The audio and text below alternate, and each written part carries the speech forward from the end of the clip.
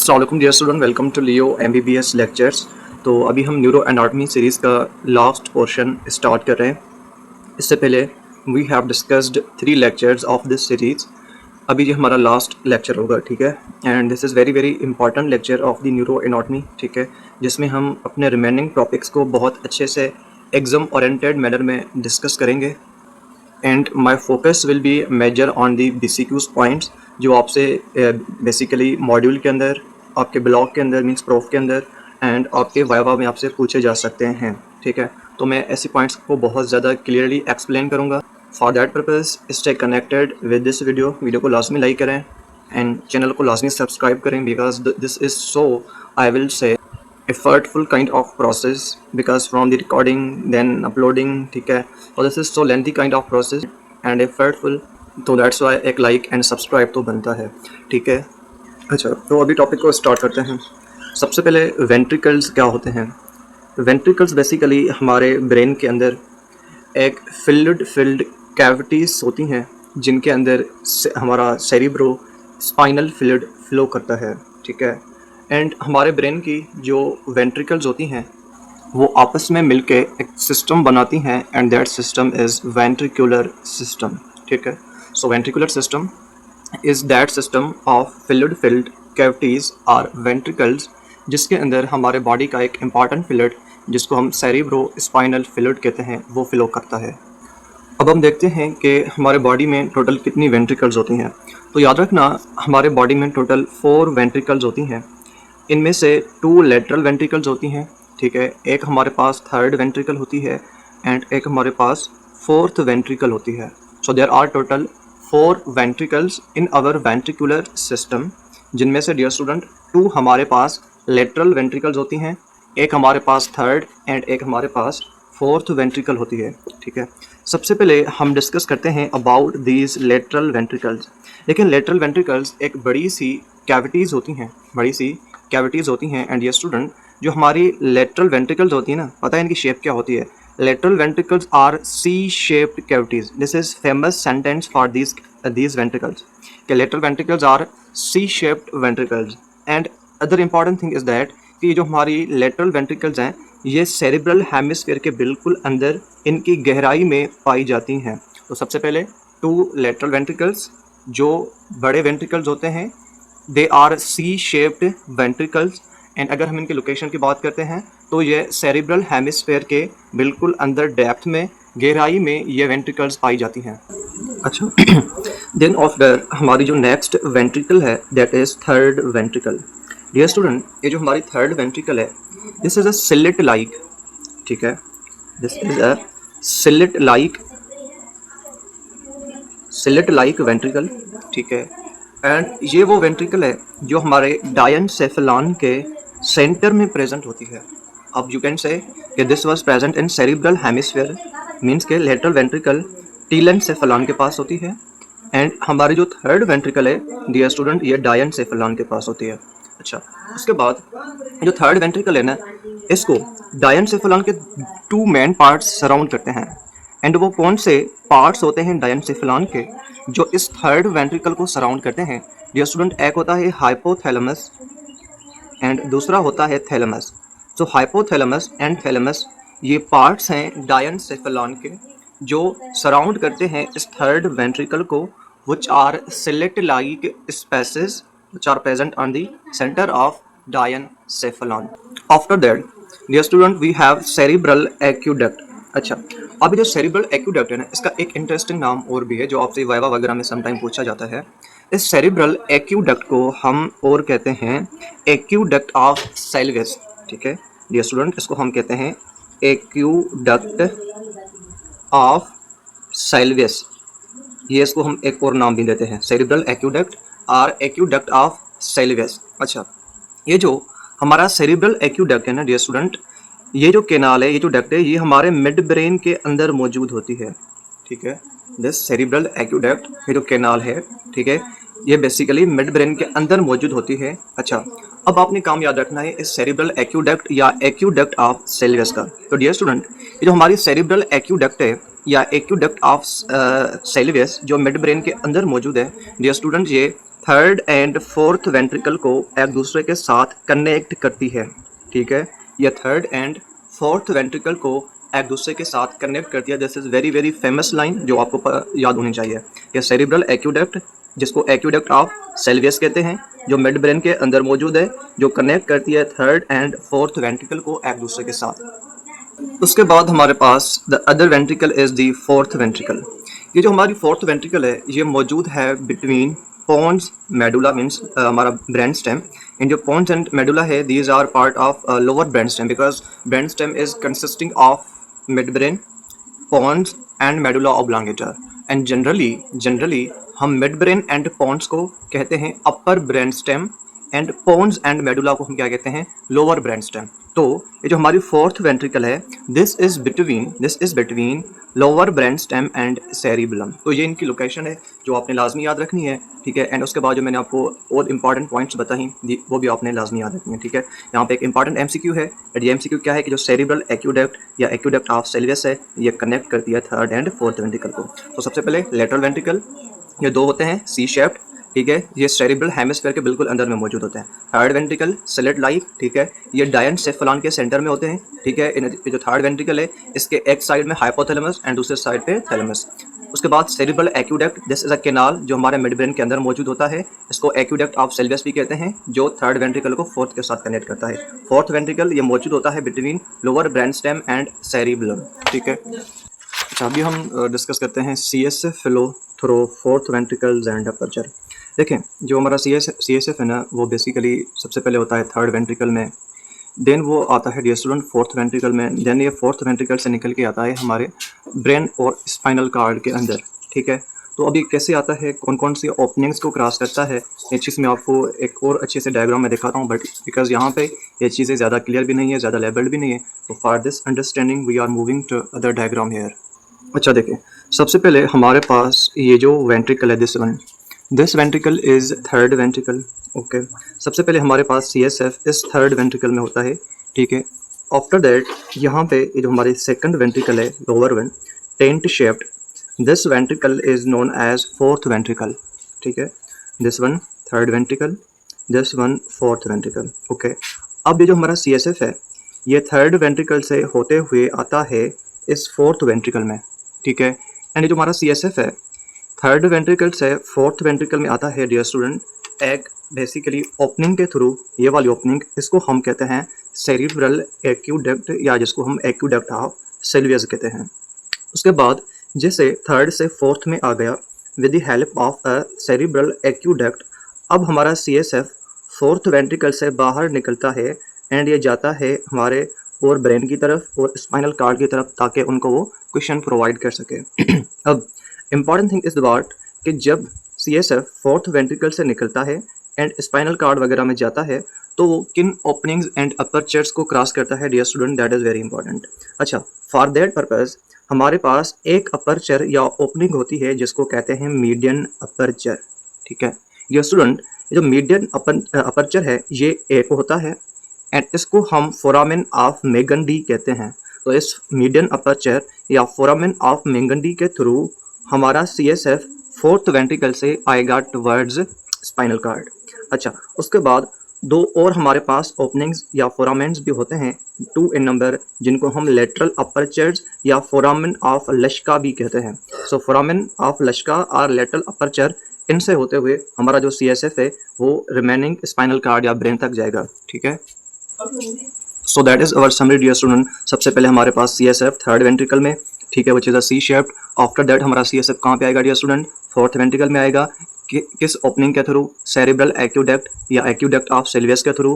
Then dear student हमारा C S F remaining brain and spinal cord में जाएगा with the help of median aperture, जिसको हम foramen of Magendie भी कहते हैं, और with the help of 2 other lateral apertures, जिनको हम फोरामेन ऑफ लश्का भी कहते हैं। तो dear student, these things are written here कि देयर आर टू ओपनिंग्स जिनके थ्रू हमारा सी एस एफ बाहर आता है। ठीक है, इनमें से एक मीडियन अपर्चर जिसको फोरामेन ऑफ मेगंडी कहेंगे, 2 लेटरल अपर्चर्स जिनको फोरामेन ऑफ लश्का कहेंगे। ठीक है, एंड यहाँ पे this thing is written here for BCQ कि C S F exits through fourth ventricle through Magendie and Luschka foramina. अब हम आते हैं फोर्थ वेंट्रिकल्स के बाउंड्रीज के ऊपर डियर स्टूडेंट, ठीक है। अच्छा, जो हमारी फोर्थ वेंट्रिकल होती है ना, हमारे पास फोर्थ वेंट्रिकल होती है। ये जो फोर्थ वेंट्रिकल है, सबसे पहले इसका जो फ्लोर है, फ्लोर, इसको हम कहते हैं रोम्बॉइड फोसा। इसको हम क्या कहते हैं? इसके फ्लोर को हम कहते हैं रोम्बॉइड फोसा। अच्छा डियर स्टूडेंट, ये जो रोम्बॉइड फोसा है, that is the floor of fourth ventricle. इसका जो अपर पार्ट होता है, इस फ्लोर का जो अपर पार्ट होता है, वो अपर पार्ट पोन्स बनाता है, ठीक है। एंड इसका जो लोअर पार्ट है, वो लोअर पार्ट मेडुला ओब्लांगेटा बनाता है। तो सबसे पहले the floor of fourth ventricle, जिसको रोम्बॉइड फोसा कहेंगे, ठीक है। फोर्थ वेंट्रिकल खुद होती किस किस शेप की है? वो खुद होती है tent like. Tent like means खेमे की तरह, खेमे की तरह होती है, ठीक है। इसका जो फ्लोर है, जो मीन्स की जो फर्श है, इसको हम रोम्बॉइड फोसा कहेंगे, ठीक है। एंड ये जो रोम्बॉइड फोसा है, जो फर्श है इसका, वो कौन बनाता है? Pons and medulla means lower brain stem. Pons upper part of rhomboid fossa को बनाएगा, medulla oblongata lower part of rhomboid fossa को बनाएगा। अच्छा, अब इसकी जो फ्लोर है, ओ सॉरी रूफ है, वो छत है, वो ऑब्वियसली टेंट लाइक मीन्स खेमे की तरह होती है। इसमें सबसे पहले हमारे पास डियर स्टूडेंट होता है सुपीरियर मेडलरी वेलम। ये होती क्या है डियर स्टूडेंट? ये एक बेसिकली थिन शीट होती है वाइट मैटर की, जो क्या करती है, जो दोनों सुपीरियर सेरिबुलर पेडनकल्स के बीच में स्ट्रेच्ड होती है, ठीक है। मीन्स के ये दोनों सुपीरियर सेरिबुलर पेडनकल्स को कनेक्ट करके रखती है, ठीक है। एंड ये जो हमारी सुपीरियर मेडलरी वेलम है, ये बेसिकली बनाती है हमारे रूफ का अपर पार्ट, ठीक है। सुपीरियर मेडलरी वेलम एक शीट है, किसकी शीट है? वाइट मैटर की। कहाँ पे मौजूद है? बिटवीन टू सुपीरियर सेरिबुलर पेडनकल्स, उनको कनेक्ट करके रखती है। एंड यही जो सुपीरियर सेरिबुलर पेडनकल्स को कनेक्ट करके रखती है, this is forming the upper part of roof of the fourth ventricle. देखें, जो सुपीरियर सेरिबुलर पेडनकल्स होते हैं, वो क्या करते हैं, मैंने आपको पहले भी बताया, हमारे पास 3 काइंड के पेडनकल्स होते हैं। एक होता है हमारे पास superior cerebellar peduncles, dear student. दूसरे होते हैं हमारे पास मिडल सेरिबुलर पेडनकल्स। एंड तीसरे जो पेडनकल्स हमारे पास होते हैं dear student, these are inferior cerebellar peduncles. अगर हम इनके फंक्शन की बात करते हैं, तो I have told you already, but मैं वंस अगेन यहाँ पे रिपीट कर रहा हूँ। सुपीरियर सेरिबुलर पेडनकल्स क्या करते हैं? ये सेरिबुलम को कनेक्ट करते हैं मिड ब्रेन के साथ। किसके साथ? मिड ब्रेन के साथ। एंड जो मिडिल सेरिबुलर पेडनकल्स होते हैं, ये कनेक्ट करते हैं किसको? ये कनेक्ट करते हैं सेरिबुलम को किसके साथ? पोन्स के साथ, पोन्स के साथ। एंड इंफीरियर सेरिबुलर पेडनकल्स ये कनेक्ट करते हैं सेरिबुलम को मेडुला ओब्लांगेटा के साथ। किसके साथ? मेडुला ओब्लांगेटा के साथ। So these are 3 types of cerebellar peduncles, superior, middle and inferior. And जो हमारे 2 सुपीरियर सेरिबुलर पेडनकल्स होते हैं, इन दोनों को स्ट्रेच करके रखना, this is function of superior medullary velum, which is forming the upper part of roof of fourth ventricle. उसके बाद इसके रूफ में और क्या होता है? Inferior medullary velum, which is again a sheet like structure. And इसके रूप में थोड़ा बहुत कंट्रीब्यूशन सेरिबुलम का भी होता है।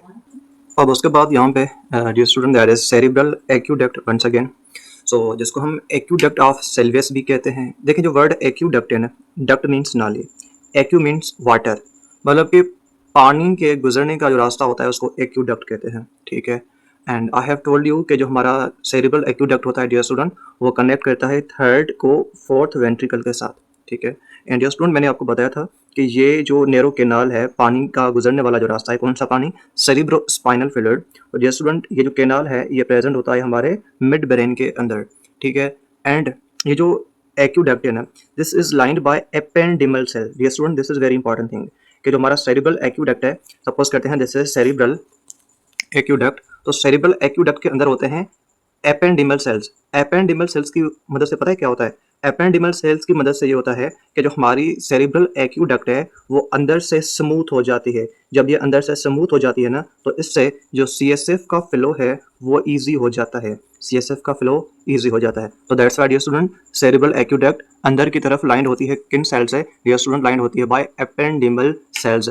एपेंडिमल सेल्स की वजह से क्या होता है कि जो हमारा सेरिब्रल एक्यूडक्ट है, वो अंदर से स्मूथ हो जाता है। एंड इसकी वजह से जो क्या होगा कि जो पूरा जो सीएसएफ है, वो थर्ड वेंट्रिकल से निकल के कहाँ पे आएगा? फोर्थ वेंट्रिकल में आएगा, ठीक है। एंड वेरी इंपॉर्टेंट एमसीक्यू, ये जो हमारा वेंट्रिकुलर सिस्टम है ना, इस वेंट्रिकुलर सिस्टम का cerebral aqueduct, dear student, this is the narrowest part.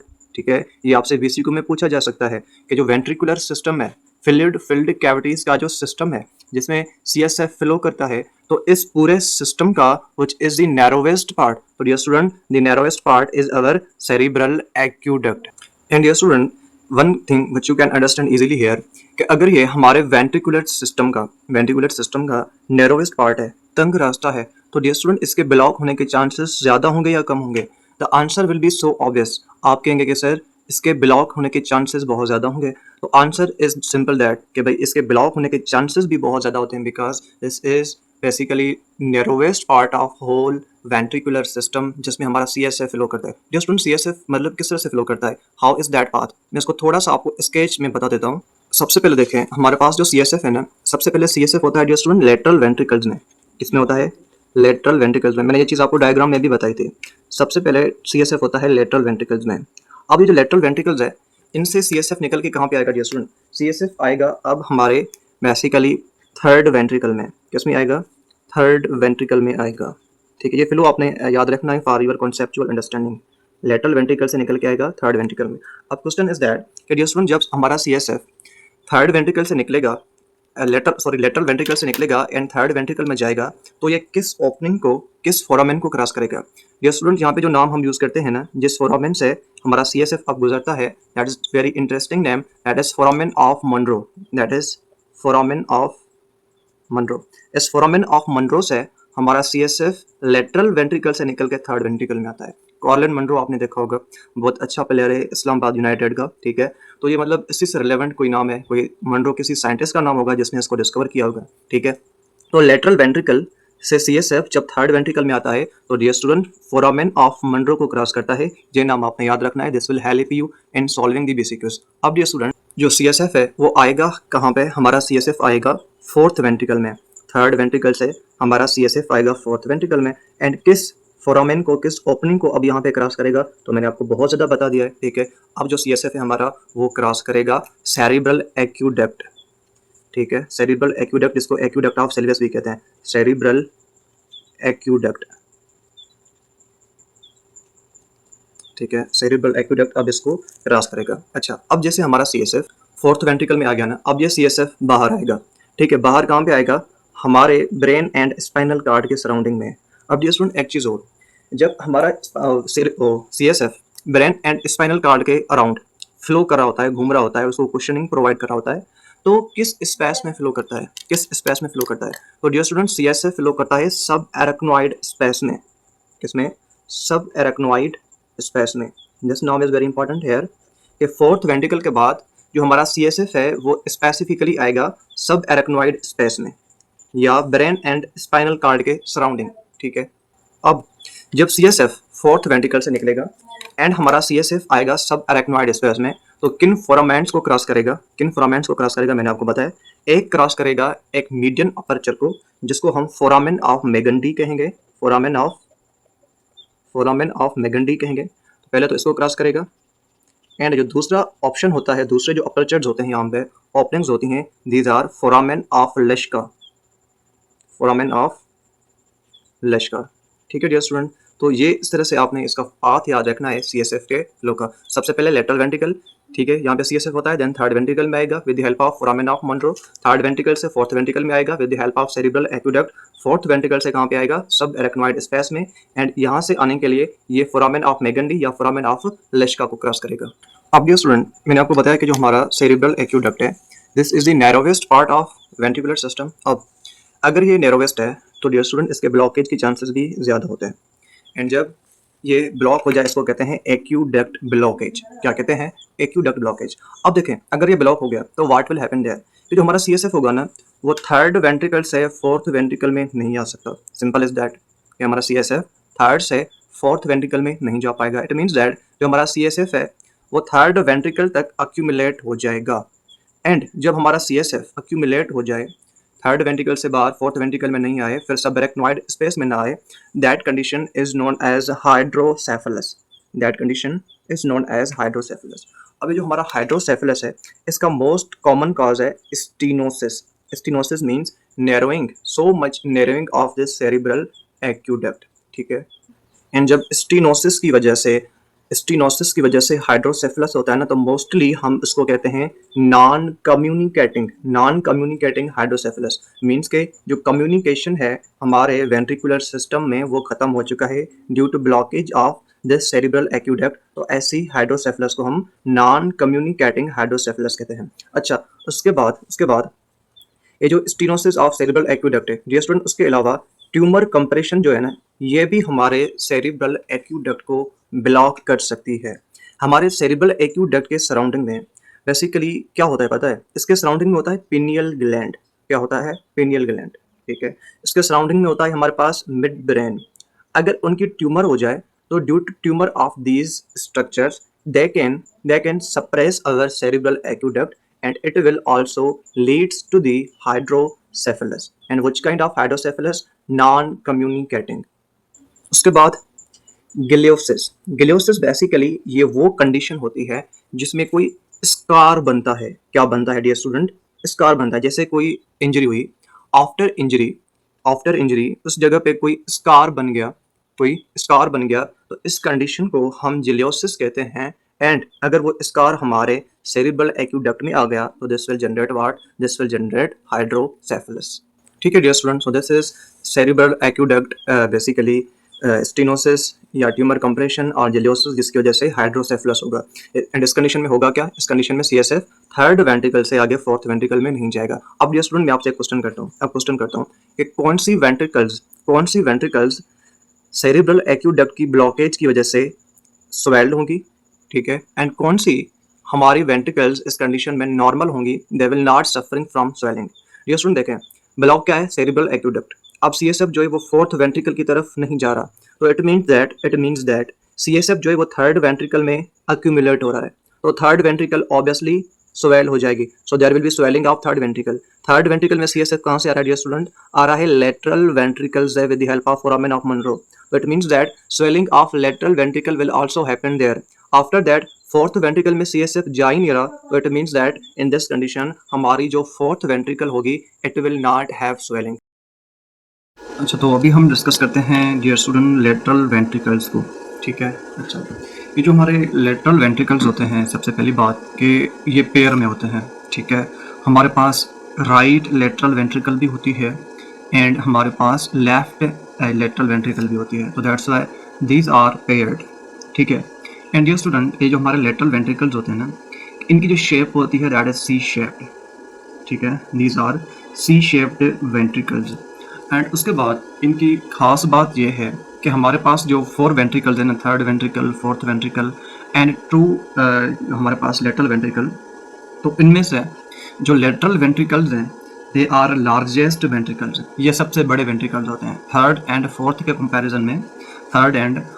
के कंपैरिजन में dear student lateral ventricles are the largest ventricles. ये आपसे बीसीक्यू में या वाइवा वगैरह में पूछा जा सकता है कि largest ventricles are which one, तो आपने थर्ड नहीं कहना, फोर्थ नहीं कहना, बट आपने कहना है जो फोर्थ वेंट्रिकल्स हैं दे आर लार्जेस्ट वेंट्रिकल्स। ठीक है, एंड ये जो हमारे लेटरल वेंट्रिकल्स होते हैं ये कहाँ पे प्रेजेंट होते हैं? मैंने आपको पहले भी बताया कि ये बेसिकली प्रेजेंट होते हैं सेरिब्रल हेमिस्फेयर्स के अंदर। They are present with in cerebral hemisphere. ठीक है, and why they are important for CSF flow. ठीक है, एंड इनकी वजह से एबनॉर्मलिटी भी हो सकती है लाइक एज हाइड्रोसेफलस। ठीक है, हाइड्रोसेफलस के मल्टीपल रीजन्स हो सकते हैं, पेपिलोमास भी हो सकता है, कोरोइड प्लेक्सस का। Later on we are discussing that. ठीक है, अब हम डिस्कस करते हैं एक और interesting point, it is that कि जो हमारी लेटरल वेंट्रिकल होती है ना ये स्टूडेंट, इसकी शेप रिजेंबल करती है एक न्यूक्लियस के साथ and which is that nucleus? वो न्यूक्लियस कौन सा है? What is name of that nucleus? और ये स्टूडेंट याद रखना, caudate nucleus. This is that nucleus जिसके साथ हमारी लेटरल वेंट्रिकल की जो शेप है वो रिजेंबल करती है। तो lateral ventricle resembles with caudate nucleus in the shape. Once again यहाँ पे लिखा हुआ है these are paired C shaped cavities. कहाँ पे प्रेजेंट है? सेरिब्रल हेमिस्फेयर्स के अंदर दीज आर प्रेजेंट।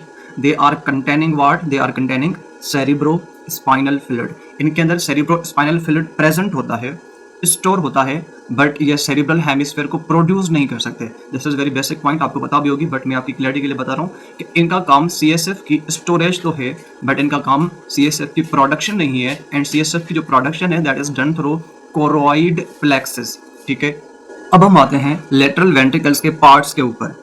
ठीक है, इसके जो पार्ट्स हैं they are very very important. सबसे पहले जो इसका पार्ट है दैट इज एंटीरियर पार्ट, या जिसको हम एंटीरियर हॉर्न भी कहते हैं। अब ये जो एंटीरियर हॉर्न है हमारे लेटरल वेंट्रिकल का, that is present in the frontal lobe of cerebral hemisphere, because lateral ventricles कहाँ पे प्रेजेंट हैं? They are present in cerebral hemisphere. Okay, and you know कि हमारे सेरिब्रल हेमिस्फीयर के 4 डिफरेंट लोब्स हैं, like as frontal, parietal, temporal, occipital.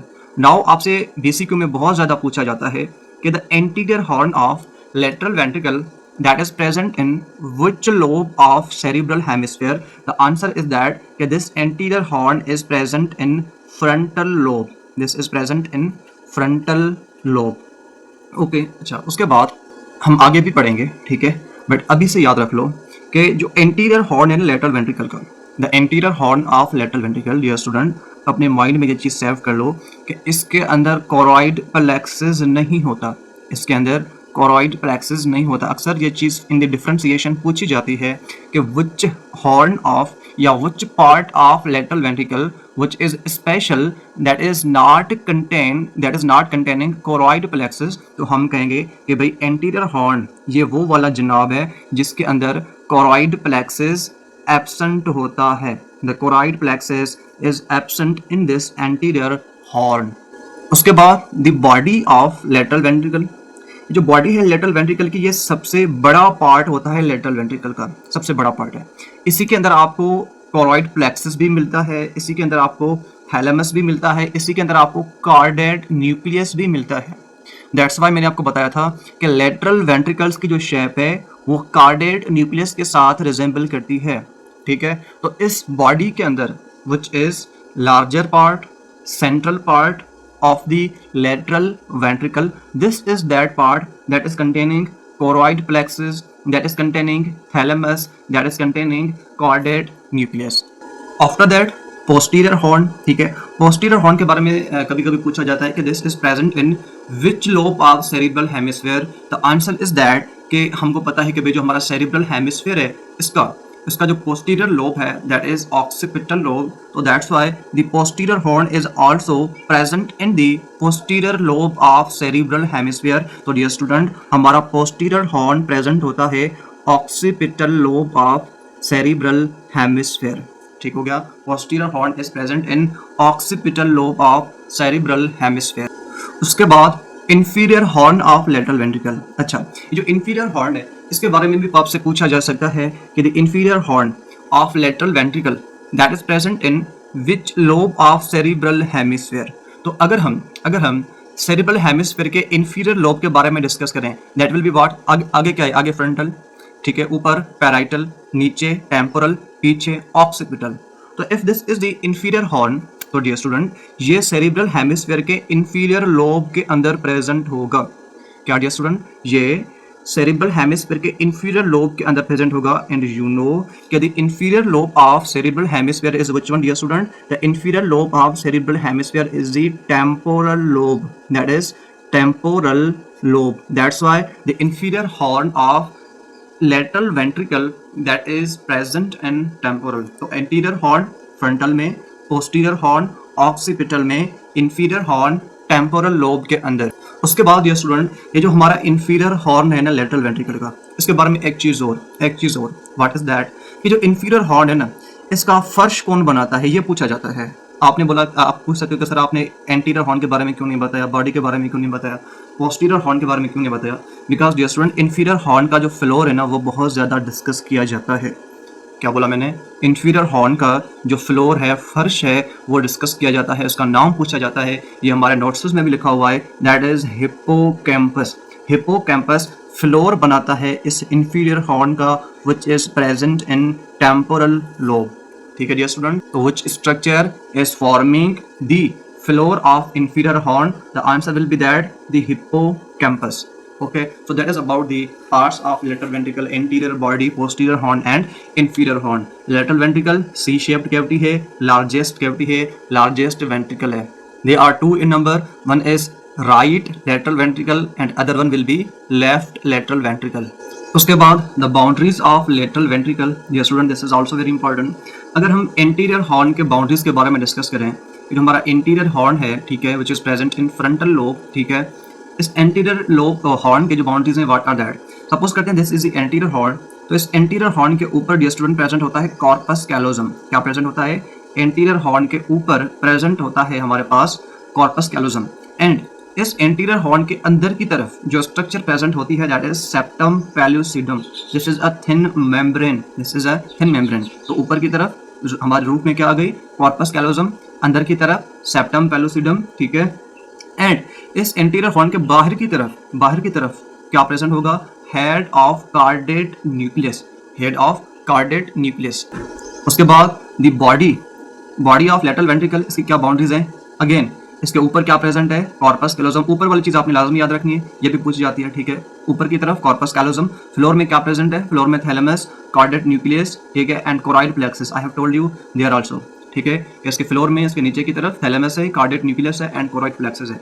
Inferior horn इसके नीचे क्या प्रेजेंट है? इसके फ्लोर में हिप्पोकैम्पस. इसके फ्लोर में हिप्पोकैम्पस प्रेजेंट है. ये बहुत ज्यादा पूछा जाता है कि जो inferior horn of lateral ventricle है इसका फ्लोर कौन बनाता है? The answer will be that hippocampus. उसके बाद कोरॉइड प्लेक्सस. ये स्टूडेंट कोरॉइड प्लेक्सस क्या है? देखें, कोरॉइड प्लेक्सस एक वेस्कुलर फोल्ड है. क्या है? कोरॉइड प्लेक्सस हमारे पास एक वेस्कुलर फोल्ड है. डियर स्टूडेंट, ये वेस्कुलर फोल्ड किस चीज का है? वेस्कुलर फोल्ड किस चीज का है? That is very important for you people. ये जो हमारा कोरॉइड प्लेक्सस है ना डियर स्टूडेंट, ये वेस्कुलर फोल्ड है हमारे एक मेनिंजल लेयर का. एंड यू नो कि हमारे पास 3 मेनिंजल लेयर्स होते हैं ना, ड्यूरा मैटर, एरेक्नोइड एंड पिया मैटर, ठीक है. तो अब अगर ये वेस्कुलर फोल्ड है मेनिंजल लेयर का, तो व्हिच इज दैट मेनिंजल लेयर जिसका ये वेस्कुलर फोल्ड है? तो डियर स्टूडेंट, जो हमारा थर्ड मेनिंजल लेयर है जिसको हम पिया मेटर कहते हैं. क्या कहते हैं? पिया मेटर. इस पिया मेटर का जो वेस्कुलर फोल्ड है दैट इज कोरॉइड प्लेक्सस. ये लाइन आपके माइंड में होनी चाहिए. What is that? कि जो हमारा कोरॉइड प्लेक्सस है जिसका काम है सेरिब्रो स्पाइनल फ्लूइड को प्रोड्यूस करना, सेरिब्रो स्पाइनल फ्लूइड को सीक्रेट करना, ठीक है. जो कोरॉइड प्लेक्सस है that is vascular fold. And किसका? वेस्कुलर फोल्ड है हमारे पिया मैटर का. किसका? पिया मैटर का. अब अगर हम लेटरल वेंट्रिकल को कंसीडर करें, because now we are discussing the lateral ventricle which is C shaped, which is the largest ventricle. अगर हम इसको कंसीडर करें कि भाई इसके कौन से पार्ट्स के अंदर, या अगर हम ओवरऑल वेंट्रिकल्स के बारे में डिस्कस करें कि भाई किस वेंट्रिकल के अंदर, किस पार्ट के अंदर हमारा कोरॉइड प्लेक्सस प्रेजेंट होता है एंड किसके अंदर एब्सेंट होता है, ठीक है. डियर स्टूडेंट, जो हमारा लेटरल वेंट्रिकल है ना, इसके 2 पार्ट्स में हमारा CSF प्रेजेंट नहीं होता, कोरॉइड प्लेक्सस प्रेजेंट नहीं होता. एक तो एंटीरियर हॉर्न एंड दूसरा जो पोस्टीरियर हॉर्न है which is present in occipital lobe, इसके अंदर भी हमारा कोरॉइड प्लेक्सस एब्सेंट होता है. बट यहाँ पे सिर्फ एंटीरियर हॉर्न लिखा हुआ है, but in some books posterior horn is also discussed. अच्छा, उसके बाद थर्ड वेंट्रिकल में, फोर्थ वेंट्रिकल में, ठीक है, एंड लेटरल वेंट्रिकल के रिमेनिंग पार्ट्स के अंदर इसकी बॉडी आ गई, इसका इंफीरियर हॉर्न आ गया. इसके अंदर हमारा कोरॉइड प्लेक्सस प्रेजेंट है. किसके अंदर प्रेजेंट नहीं है? एक तो एंटीरियर हॉर्न एंड दूसरी जो सेरिब्रल एक्यूडक्ट है, जो क्या करती है, जो कनेक्ट करती है थर्ड वेंट्रिकल को फोर्थ वेंट्रिकल के साथ. इसके अंदर भी हमारा कोरॉइड प्लेक्सस एब्सेंट है. Once again I you repeating कि हमारा कोरॉइड प्लेक्सस कहाँ पे प्रेजेंट है, कहाँ पे एब्सेंट है, ये आपसे BCQs में पूछा जा सकता है. जो लेटरल वेंट्रिकल है इसके अंदर इसके अंदर कोरॉइड प्लेक्सस प्रेजेंट है, but main thing is that कि सम पार्ट्स के अंदर कोरॉइड प्लेक्सस एब्सेंट होता है. कौन सा पार्ट? एंटीरियर हॉर्न तो आपने लाजमी याद रखना है. अगर पोस्टीरियर हॉर्न के बारे में अगर मतलब कि आपसे चेक किया जाए तो आप उसको भी कंसीडर कर सकते हो. बाकी जो body and inferior horn of lateral ventricle, इसके अंदर तो बिल्कुल कोरॉइड प्लेक्सस प्रेजेंट होता है. Third ventricle and fourth ventricle बिल्कुल इनके अंदर कोरॉइड प्लेक्सस होता है. कहाँ पे नहीं होता? Anterior horn, posterior horn of lateral ventricle and cerebral aqueduct which is the part of ventricular system, इसके अंदर भी हमारा कोरॉइड प्लेक्सस एब्सेंट होता है. एंड यहाँ पे इंपॉर्टेंट MCQ क्या है कि हमारा कोरॉइड प्लेक्सस जो है that is absent in cerebral aqueduct. ये आपसे पूछा जाता है कि सेरिब्रल एक्यूडक्ट के अंदर कोरॉइड प्लेक्सस प्रेजेंट है या एब्सेंट है. तो आंसर विल बी दैट इस सेरिब्रल एक्यूडक्ट के अंदर हमारा कोरॉइड प्लेक्सस एब्सेंट होता है। इन कोरॉइड प्लेक्सस करता क्या है, इस सेरिब्रो स्पाइनल फ्लूइड को प्रोड्यूस करता है। अच्छा डियर स्टूडेंट, अगर आपसे वाइवा में टीचर पूछ रहा है कि मिस्टर या मिसेस आप बताएं कि भाई जो हमारा कोरॉइड प्लेक्सस है वो एक टाइम में कितना सेरिब्रो स्पाइनल फ्लूइड प्रोड्यूस कर सकता है, अगर आपसे वाइवा में टीचर पूछ रहा है कि बताएं एक टाइम के अंदर हमारा कोरॉइड प्लेक्सस कितना सेरिब्रो स्पाइनल फ्लूइड प्रोड्यूस करेगा, the answer will be that एक टाइम के अंदर at a one time in a one you can से कंसेशन हमारा जो कोरॉइड प्लेक्सस है वो 150 ml CSF प्रोड्यूस करता है एक टाइम में। एंड अगर हम ओवरऑल 24 आवर्स की बात करते हैं तो 24 आवर्स में कितना CSF प्रोड्यूस किया जाता है by the choroid plexus, the answer is that 24 hours में एवरेज अडल्ट के अंदर, बंदे के अंदर 500 से लेके 600 ml तक CSF प्रोड्यूस किया जाता है। एंड बार बार इसको जो है बाहर निकाल दिया भी जाता है बिकॉज ऑफ द मेंटेनेंस। ठीक है, तो एक टाइम के अंदर 150 ml CSF is produced by choroid plexus, but in overall one day 24 hours how much CSF is produced by choroid plexus? The answer will be that in 24 hours 500 to 600 ml CSF is produced by choroid plexus। अब हम discuss करते हैं applied anatomy को। सबसे पहले hydrocephalus. Hydrocephalus मैंने आपको पहले भी बताया कि ये वो वाली कंडीशन होती है जिसमें हमारे वेंट्रिकल्स डायलेट हो जाते हैं। वेंट्रिकल्स क्यों डायलेट हो जाते हैं? Because of excessive production of CSF। या तो CSF लिमिट से ज़्यादा बनता है, या तो हाइड्रोसेफलस में ये होता है कि जो हमारा CSF है उसका ड्रेनेज जो है वो ब्लॉक हो जाता है। बिकॉज CSF जो है उसको ड्रेन भी किया जाता है ना, बिकॉज मैंने आपको बताया कि 24 आवर्स में इतना बनता है। ठीक है, एंड एक टाइम पे जो है टोटल इतना वेंट्रिकल्स, इतना CSF जो है वेंट्रिकल्स के अंदर रह सकता है। तो मतलब कि अगर इतना प्रोड्यूस हो रहा है तो क्या इतना स्टोर होता है? तो आंसर इज दैट अगर 150 ml प्रोड्यूस किया गया है ना, तो जो पहले वाला 150 था उसको मतलब कि बाहर निकाल दिया जाएगा। ठीक है, तो that is drainage of basically cerebro spinal fluid. अगर ये ड्रेनेज प्रॉपर नहीं हो रही तो इससे वेंट्रिकल्स डायलेट हो सकते हैं, एंड जब वेंट्रिकल्स डायलेट हो जाते हैं that is known as hydrocephalus. तो hydrocephalus that is that condition जिसमें एक्सेसिव प्रोडक्शन ऑफ CSF होती है, या तो ऐसा होता है या इसका जो मतलब कि जो CSF है उसकी जो ड्रेनेज है वो ब्लॉक हो जाती है। तो overall what we will observe कि जो हमारे वेंट्रिकल्स हैं वो डायलेट हो जाते हैं। Choroid plexus papilloma, this is that condition जिसमें बेसिकली क्या होता है, हमारा जो कोरॉइड प्लेक्सस है इसके अंदर ट्यूमर आ जाता है। जब इसके अंदर ट्यूमर आ जाता है तो एक्सेसिव CSF की प्रोडक्शन होती है। This condition is known as choroid plexus papilloma. In this condition जो हमारा अगेन वेंट्रिकल्स हैं वो डायलेट हो जाते हैं। उसके बाद इंटर वेंट्रिकुलर हेमरेज, जो हमारा वेंट्रिकुलर सिस्टम है, इस वेंट्रिकुलर सिस्टम के अंदर अगर हमारा ब्लड आ गया तो that condition, that pathological condition is known as intra ventricular haemorrhage when blood enters in the ventricular system. उसके बाद यहाँ पे कुछ इंपॉर्टेंट MCQ पॉइंट्स हैं कि जो हमारी फोर्थ वेंट्रिकल है जिसके बारे में हमने पहले पढ़ा है कि this is present between cerebellum and pons. Cerebellum and pons. Third ventricle जो थी that was present near to the diencephalon.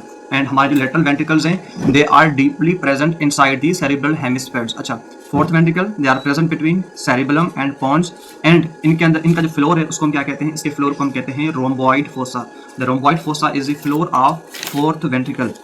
अच्छा, थर्ड एंड फोर्थ वेंट्रिकल को कौन सी चीज कनेक्ट करती है? सेरिब्रल एक्यूडक्ट, जिसको हम एक्यूडक्ट ऑफ सिल्वियस भी कहते हैं। This is narrowest part in ventricular system, जिसकी वजह से इसका जो ब्लॉकेज का चांस है वो भी ज्यादा होता है। उसके बाद choroid plexus which is the vascular fold of pia mater. क्या बोला? Choroid plexus, this is the vascular fold of pia mater and this is producing cerebro spinal fluid, and the CSF is absent in cerebral aqueduct. This is absent in anterior horn of lateral ventricle. This is also absent in posterior horn of lateral ventricle. अच्छा, उसके बाद देखें जो arachnoid villi है ना, arachnoid विलाय ये क्या करते हैं? CSF को एब्जॉर्ब करते हैं एंड आफ्टर एब्जॉर्ब उनको ड्रेन करते हैं किसमें? वीनस साइनसेस के अंदर। ठीक है, ये पॉइंट आपसे BCQ में बहुत ज्यादा पूछी जाती है कि व्हिच इज दैट स्ट्रक्चर जो CSF को एब्जॉर्ब करके देन उनको ड्रेन करती है into the Venus sinuses. Because मैंने आपको बताया कि भाई कोरॉइड प्लेक्सस को बार बार CSF प्रोड्यूस करना होता है 150 ml, तो जो पहले वाला CSF है उसको ड्रेन करना तो लाजमी है ना, तो उसको ड्रेन कौन करेगा? This arachnoid विलाय। तो एरेक्नोइड विलाय CSF को एब्जॉर्ब करेगा, CSF को एब्जॉर्ब करने के बाद उनको ड्रेन करेगा कहाँ पे? वीनस साइनसेस के अंदर। ठीक है, सो जो एरेक्नोइड विलाय है this word you have to remember. उसके बाद blood brain barrier, this is tight junction barrier. ठीक है, इसको एस्ट्रोसाइट जो है वो सपोर्ट करते हैं। Inferior horn of lateral ventricle इसमें हिप्पोकैम्पस होता है, ठीक है, and inferior horn is present in temporal lobe. तो ये सारी जो टेबल है ना, this is very very important for BCQ में भी आपके मॉड्यूल के अंदर, आपके ब्लॉग के अंदर इनमें से कोई एक क्वेश्चन आ जाए तो आप इसको अच्छे से याद कर लें। अच्छा डियर स्टूडेंट, तो अभी हम मेनिंजेस के बारे में पढ़ने लगे, ठीक है। This is very very important topic जहाँ से काफ़ी बीसीक्यूज आपसे पूछे जा सकते हैं, वाइवास के अंदर इनसे क्वेश्चंस जनरेट होते हैं, ठीक है। तो हम अभी इसको डिस्कस करते हैं। सबसे पहले जो हमारी मेनिंजेस हैं, यू नो कि भाई ये 3 होती हैं। एक होती है ड्यूरामेटर, दूसरी जो हमारे पास मेनिंजल लेयर है दैट इज़ एरेक्नोइड, एंड उसके बाद जो थर्ड मेनिंजल लेयर है दैट इज़ दी पिया मैटर, ठीक है। सो मेनिंजल लेयर्स आर टोटल 3। इनका बेसिक काम आपको पता होगा, आई एम 100% श्योर कि ये ब्रेन एंड स्पाइनल कार्ड को प्रोटेक्ट करती है।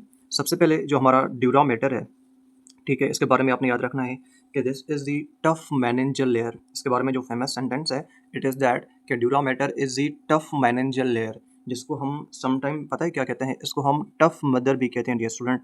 क्या कहते हैं हम इसको हम टफ मदर भी कहते हैं। So the tough layer of meningeal layer is the dura mater.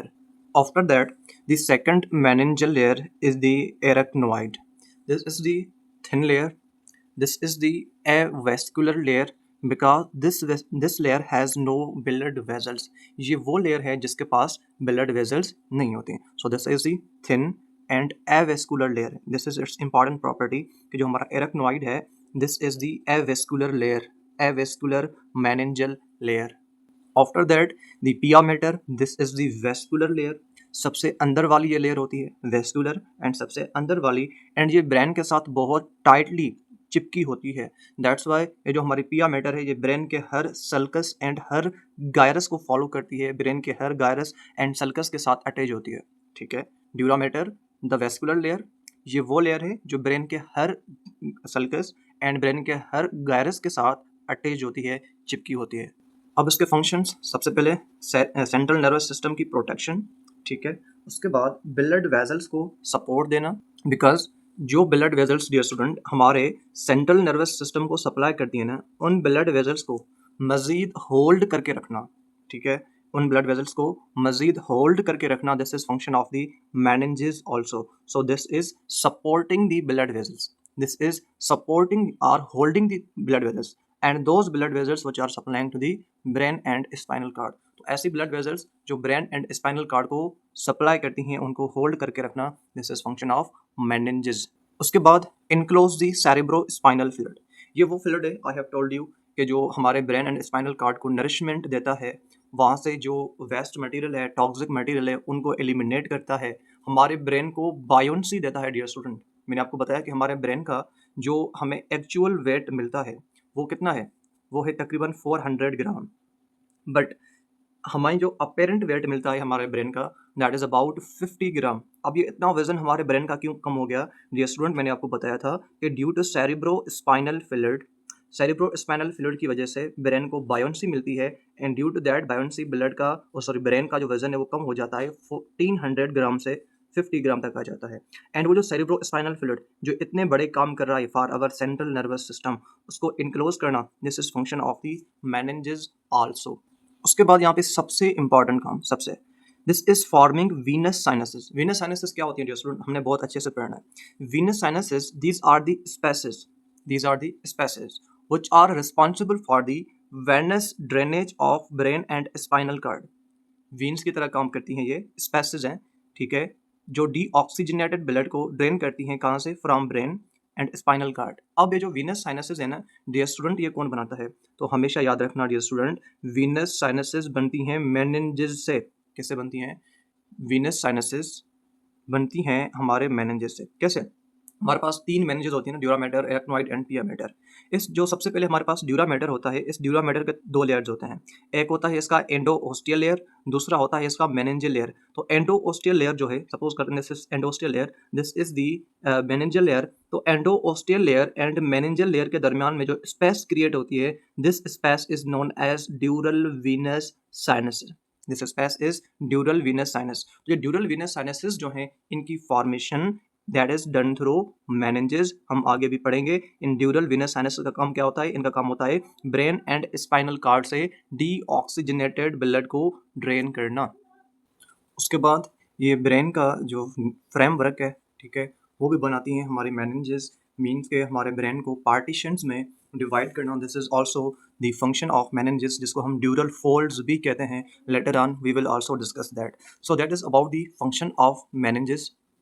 अब यहाँ पे वंस अगेन कंपोजिशन लिखी हुई है अबाउट द मेनिंजेस, ठीक है। सबसे पहले हमारे पास ड्यूरामेटर है, ठीक है, टफ फाइबरस लेयर है, थिक लेयर है, ठीक है, एंड ये वो लेयर है जिससे क्या बनती हैं? ये वो लेयर है जिससे ड्यूरल वीनस साइनसेस बनती हैं, ठीक है। ये वो लेयर है जिससे ड्यूरल वीनस साइनसेस बनती हैं इस लेयर से, ठीक है। एंड ये वो लेयर है जिससे ड्यूरल फोल्ड्स बनते हैं। Dural folds are very important, later on we will discuss. तो dural venous sinuses and dural folds, ये बनाना किसका काम होता है? ये काम होता है बेसिकली हमारे ड्यूरामेटर का, ठीक है। उसके बाद second layer is thin avascular membrane, that is the arachnoid, ठीक है।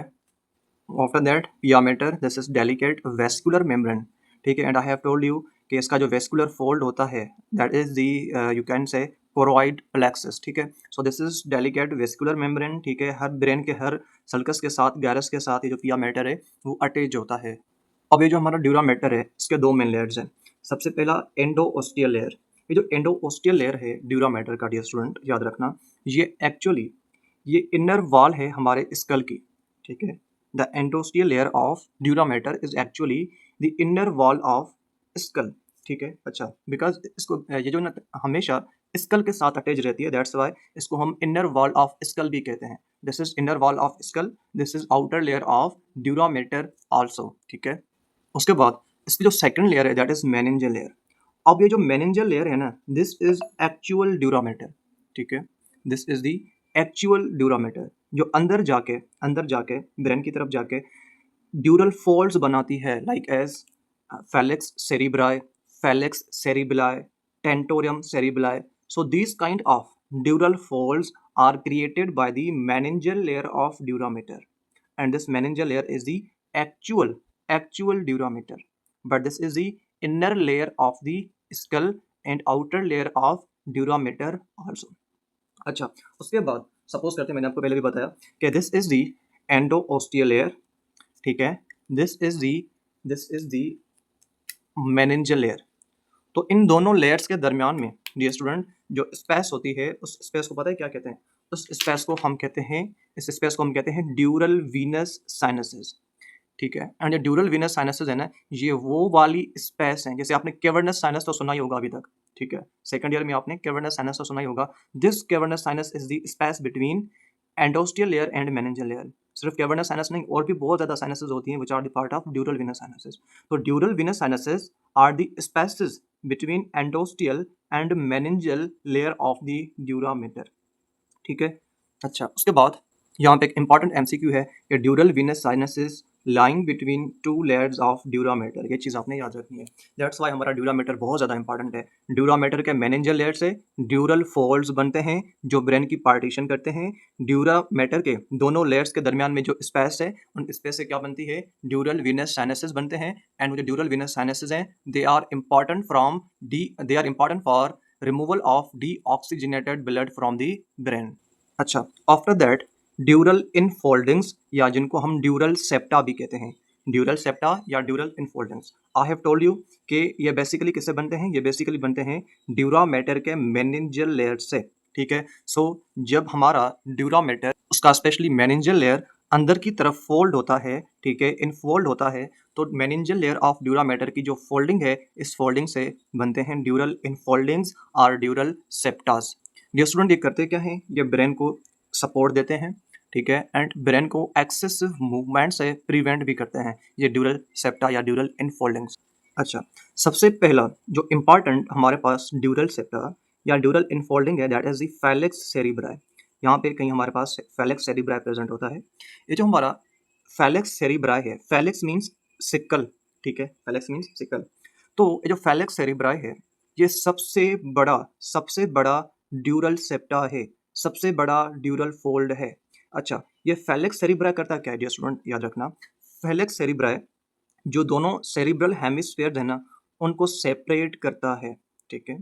Phalanx cerebri is separating both cerebral hemispheres. It means that right and left cerebral hemispheres को एक दूसरे के साथ सेपरेट करना, उनके दरम्यान में पार्टीशन जनरेट करना, वो इस फैलेक्स सेरिब्राई का काम है, which is the dural fold.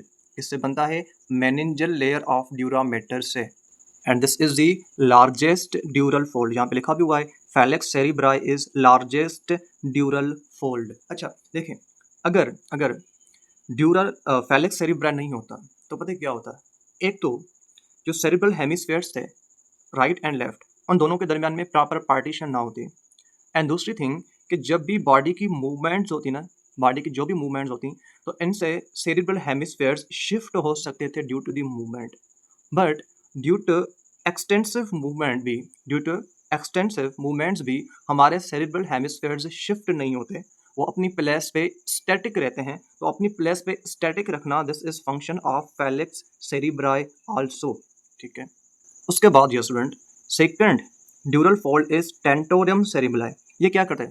ये बेसिकली सेरिब्रम को सेपरेट करता है occipital lobe of cerebral hemispheres, या सिंपली आप ऐसा कह लें कि ये सेपरेट करता है, ये सेपरेट करता है सेरिब्रम को किससे? सेरिब्रम को सेपरेट करता है ऑक्सीपिटल लोब ऑफ ब्रेन से. So the occipital lobe of brain is separated from cerebrum because of the tentorium cerebri, because of the tentorium. Tentorium means tent की तरह, खेमे की तरह, because of the tentorium cerebri. ठीक है. So this tentorium cerebri is separating what? This is separating cerebrum from the occipital lobe of brain. ये यहाँ पे होती है. ठीक है, यहाँ पे कहीं होती है. अच्छा, ये जो टेंटोरियम सेरिब्राई है ना डियर स्टूडेंट, इंपॉर्टेंट थिंग, इसके बीच में एक ओपनिंग होती है, इसके बीच में एक ओपनिंग होती है. The opening present inside tentorium cerebri dear student, उसको कहते हैं टेंटोरियल नॉच. क्या कहते हैं उसको? हम कहते हैं, मैं यहाँ पे लिख रहा हूँ, टेंटोरियल नॉच. एंड ये जो टेंटोरियल नॉच है ना, this is very very important, this is very very important. जो हमारा टेंटोरियम सेरिब्राई है, ठीक है, इसके अंदर जो ओपनिंग है दैट इज टेंटोरियल नॉच. अब ये जो टेंटोरियल नॉच है ना, इससे क्या पास आउट होता है, ये सब बहुत ज्यादा बीसीक्यू में पूछा जाता है. तो डियर स्टूडेंट याद रखना, इस टेंटोरियल नॉच से हमारा ब्रेन स्टेम नीचे की तरफ पास होता है. तो the pathway of the brain stem is tentorial notch. Tentorial notch से हमारा ब्रेन स्टेम पास करता है, ये चीज आपने लाजमी याद रखनी है. उसके बाद ये जो टेंटोरियल नॉच है, ठीक है, जिससे ब्रेन स्टेम भी पास करता है. अब देखें, अगर ब्रेन का इंट्राक्रेनियल प्रेशर बढ़ गया, इंट्राक्रेनियल प्रेशर कैसे बढ़ सकता है? अगर सेरिब्रो स्पाइनल फ्लूइड ज़्यादा प्रोड्यूस हो गया, इससे इंट्राक्रेनियल प्रेशर बढ़ सकता है. हेमरेज की वजह से ब्रेन का जो इंट्राक्रेनियल प्रेशर है वो बढ़ सकता है. ठीक है, या किसी ट्रामा इंजरी की वजह से भी ब्रेन का इंट्राक्रेनियल प्रेशर बढ़ सकता है. अब डियर स्टूडेंट, जब ब्रेन का इंट्राक्रेनियल प्रेशर बढ़ जाता है तो इससे क्या होता है कि जो टेंटोरियल नॉच है ना, इससे इससे बिकॉज इसके करीब होता क्या पता है? इसके करीब हमारा टेम्पोरल लोब ऑफ ब्रेन भी होता है. तो due to increased intracranial pressure dear student, वो जो टेंटोरियल लोब है ना, टेंटोरियल लोब वो नीचे की तरफ पुश हो जाता है, नीचे की तरफ पुश हो जाता है. एंड इस कंडीशन को कहते हैं टेंटोरियल हर्निएशन. क्या कहते हैं? Tentorial herniation. This is severe emergency condition, very very severe emergency condition, जब हमारा टेम्पोरल लोब नीचे आ जाता है. किससे? टेंटोरियल नॉच से.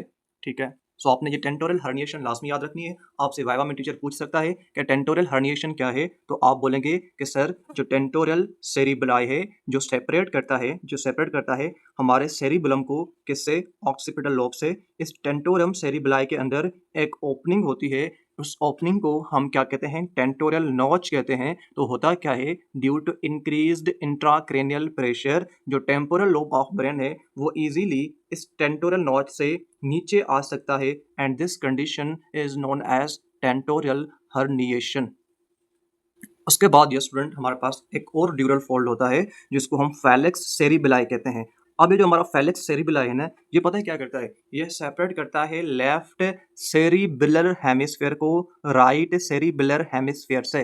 जिस तरह से आपने सेरिब्रल हेमिस्फेयर्स पढ़े हैं ना, right cerebral hemisphere, left cerebral hemisphere, इसी तरह हमारे सेरिब्रल हेमिस्फेयर्स भी होते हैं. We have two cerebral hemispheres. तो उन दोनों सेरिब्रल हेमिस्फेयर्स को सेपरेट करना dear student, this is function of the falx cerebelli, ठीक है। तो यहाँ पे लिखा भी हुआ है कि जो हमारा सॉरी टेंटोरियम सेरिबेलाई के बारे में लिखा हुआ, बस about this is not written, but आपने याद रखना है कि falx cerebelli is separating right and left cerebellar hemispheres. उसके बाद and other dural fold here is the diaphragma sellae. ये जो डायाफ्रैगमा सेलाई है ना, ये छत बनाता है किसकी? ये छत बनाता है हमारे पिट्यूटरी ग्लैंड की, हमारे पिट्यूटरी ग्लैंड की ये छत बनाता है, रूफ बनाता है। एंड इसके अंदर एक छोटी सी ओपनिंग होती है, होल होता है, एंड उस होल से इनफंडिबुलम या पिट्यूटरी स्टाक पास होता है नीचे की तरफ, ठीक है। So this that is all about the ड्यूरल folds या जिनको हम ड्यूरल सेप्टा कहते हैं, ठीक है। तो यहाँ पे again there are two important MCQs कि टेंटोरम सेरिबेलाई सेपरेट करता है सेरिबेलम को ऑक्सीपिटल लोब के साथ। आई थिंक अभी आपको ये चीज़ बहुत अच्छे से क्लियर हो गई होगी, ठीक है। आफ्टर दैट डायाफ्राग्मा सेलाई ये कवर करता है पिट्यूटरी ग्लैंड को, या जिसको हम हाइपोफाइसिस कहते हैं, ये हाइपोफाइसिस को या पिट्यूटरी ग्लैंड को कवर अप करता है। अब हम कुछ क्लिनिकल कंडीशंस डिस्कस करते हैं। Meningitis, this is that condition जिसमें हमारी मेनिंजेस इन्फ्लेम्ड हो जाती हैं, मेनिंजेस में सूजन हो जाती है, दिस इज मेनिंजाइटिस। ये वो कंडीशन है जिसमें ब्रेन में बहुत ज़्यादा पेन होता है, ठीक है। बिकॉज क्यों? क्योंकि इस कंडीशन में हमारी जो मेनिंजेस हैं वो बहुत ज़्यादा सेंसिटिव हो जाती हैं, वो बहुत ज़्यादा सेंसिटिव हो जाती हैं। वैसे तो मेनिंजेस पहले ही बहुत ज़्यादा सेंसिटिव हैं, बट जब इनके अंदर इन्फ्लेमेशन होती है ड्यू टू इन्फेक्शन या कोई रीज़न, ठीक है, जब इनके अंदर इन्फ्लेमेशन हो गई ना डियर स्टूडेंट, तो ये बहुत ज़्यादा सेंसिटिव हो जाती हैं। पेशेंट को बहुत ज़्यादा यू कैन से पेन फील होता है। तो इसमें क्या क्या हो सकता है? फीवर हो सकता है, ठीक है, सीवियर हेडेक, बहुत ज़्यादा सर में दर्द, ठीक है, नेक में स्टिफनेस, ठीक है। एंड इसकी एक इंपॉर्टेंट कंडीशन ये देखी जाती है क्लिनिकली कि जिन बंदों को मेनिंजाइटिस होता है ना, मेनिंजाइटिस, उनको फोटोफोबिया होता है। फोटोफोबिया मीन्स के उनको लाइट से डर होता है, लाइट से नफरत होती है, वो लाइट को पसंद नहीं करते। मेनिंजाइटिस वाले बंदे अक्सर मतलब कि यू कैन से ऐसे रूम में रहते हैं जहाँ पे अंधेरा हो, वो बाहर नहीं निकलते। ये सुन, ये क्यों होता है? देखें, मेनिंजाइटिस में हमारे मेनिंजेस पहले ही बहुत ज़्यादा इन्फ्लेम्ड है, ठीक है, पहले ही बहुत ज़्यादा इरिटेटेड है, पहले ही बहुत ज़्यादा सेंसिटिव है। तो होता क्या है कि जब हम लाइट की तरफ जाते हैं तो ड्यू टू एक्सेसिव लाइट क्या होता है? प्यूपिल की कंस्ट्रक्शन होती है। प्यूपिल की क्या होती है? कंस्ट्रक्शन। जब प्यूपिल की कंस्ट्रक्शन होती है ना डियर स्टूडेंट, ठीक है, एंड हमारी ऑप्टिक नर्व जा रही होती है ऊपर प्यूपिल की कंस्ट्रक्शन के लिए, तो इससे हमारी जो मेनिंजेस हैं इनके अंदर होती है मूवमेंट, इनके अंदर क्या होती है? मूवमेंट। एंड हमारी मेनिंजेस पहले ही इन्फ्लेम्ड है, इनके अंदर सूजन है, ठीक है। तो जब ऑप्टिक नर्व की मूवमेंट की वजह से इनके अंदर मूवमेंट होती है ना, तो इससे और ज़्यादा पेन जनरेट होता है। तो जब मेनिंजाइटिस वाले बंदे लाइट की तरफ जाते हैं, रोशनी में जाते हैं, तो उनको सर में दर्द होता है, फिर वो अंधेरे में रहना पसंद करते हैं। दैट्स वाई इन बंदों को फोटोफोबिया भी होता है। उसके बाद एपिड्यूरल हेमाटोमा। जो एपिड्यूरल हेमाटोमा है, दिस इज दैट कंडीशन जिसमें ब्लीडिंग होती है। एंड ब्लीडिंग होती है कहाँ पे? ब्लीडिंग होती है हमारे स्कल और ड्यूरा मैटर के दरमियान में। स्कल एंड ड्यूरा मैटर के दरमियान में ब्लीडिंग होती है इन एपिड्यूरल हेमाटोमा, ठीक है। एंड बेसिकली ब्लीडिंग क्यों होती है? एपिड्यूरल हेमाटोमा में हमारे जो मिडिल मेनिंजल आर्टरी है ना, मिडिल मिडिल मेनिंजल आर्टरी, ये रप्चर होती है। तो due to rupture of middle meningeal artery bleeding होती है in the epidural haematoma. And जो हमारा मिडिल मेनिंजल आर्टरी है ना, ये रप्चर क्यों होता है? मोस्टली टेम्पोरल लोब, जो टेम्पोरल बोन है ना, इसके फ्रैक्चर की वजह से। तो टेम्पोरल लोब के फ्रैक्चर की वजह से मिडिल मेनिंजल आर्टरी रप्चर होती है, ब्लीडिंग होती है between skull and dura mater, and this condition is known as epidural haematoma. उसके बाद यहाँ पे देखें, एक चीज़ और भी होती है जिसको कहते हैं सब ड्यूरल हेमाटोमा, ठीक है, सब ड्यूरल हेमाटोमा। जो सब ड्यूरल हेमाटोमा है ना, सब ड्यूरल हेमाटोमा, इसमें जो बेसिकली ब्लीडिंग होती है वो होती है between dura mater and arachnoid, ठीक है। जो ब्लीडिंग है वो होती है between dura mater and arachnoid mater, इन दोनों के दरमियान में ब्लीडिंग होती है। एंड सब ड्यूरल हेमाटोमा में बेसिकली रप्चर किस चीज़ का होता है? डियर स्टूडेंट याद रखना, सब ड्यूरल हेमाटोमा में बेसिकली रप्चर होता है ब्रिजिंग वीन्स का। किसका?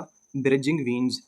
Bridging veins are rupture in subdural haematoma. Middle meningeal artery is ruptured in epidural haematoma. तो ये चीज़ आपने याद रखनी है कि एपिड्यूरल हेमाटोमा में मिडिल मेनिंजल आर्टरी रप्चर होती है, एंड जो सब ड्यूरल हेमाटोमा है which is not written here, इसमें जो रप्चर होता है वो किसका होता है? ब्रिजिंग वीन्स का होता है।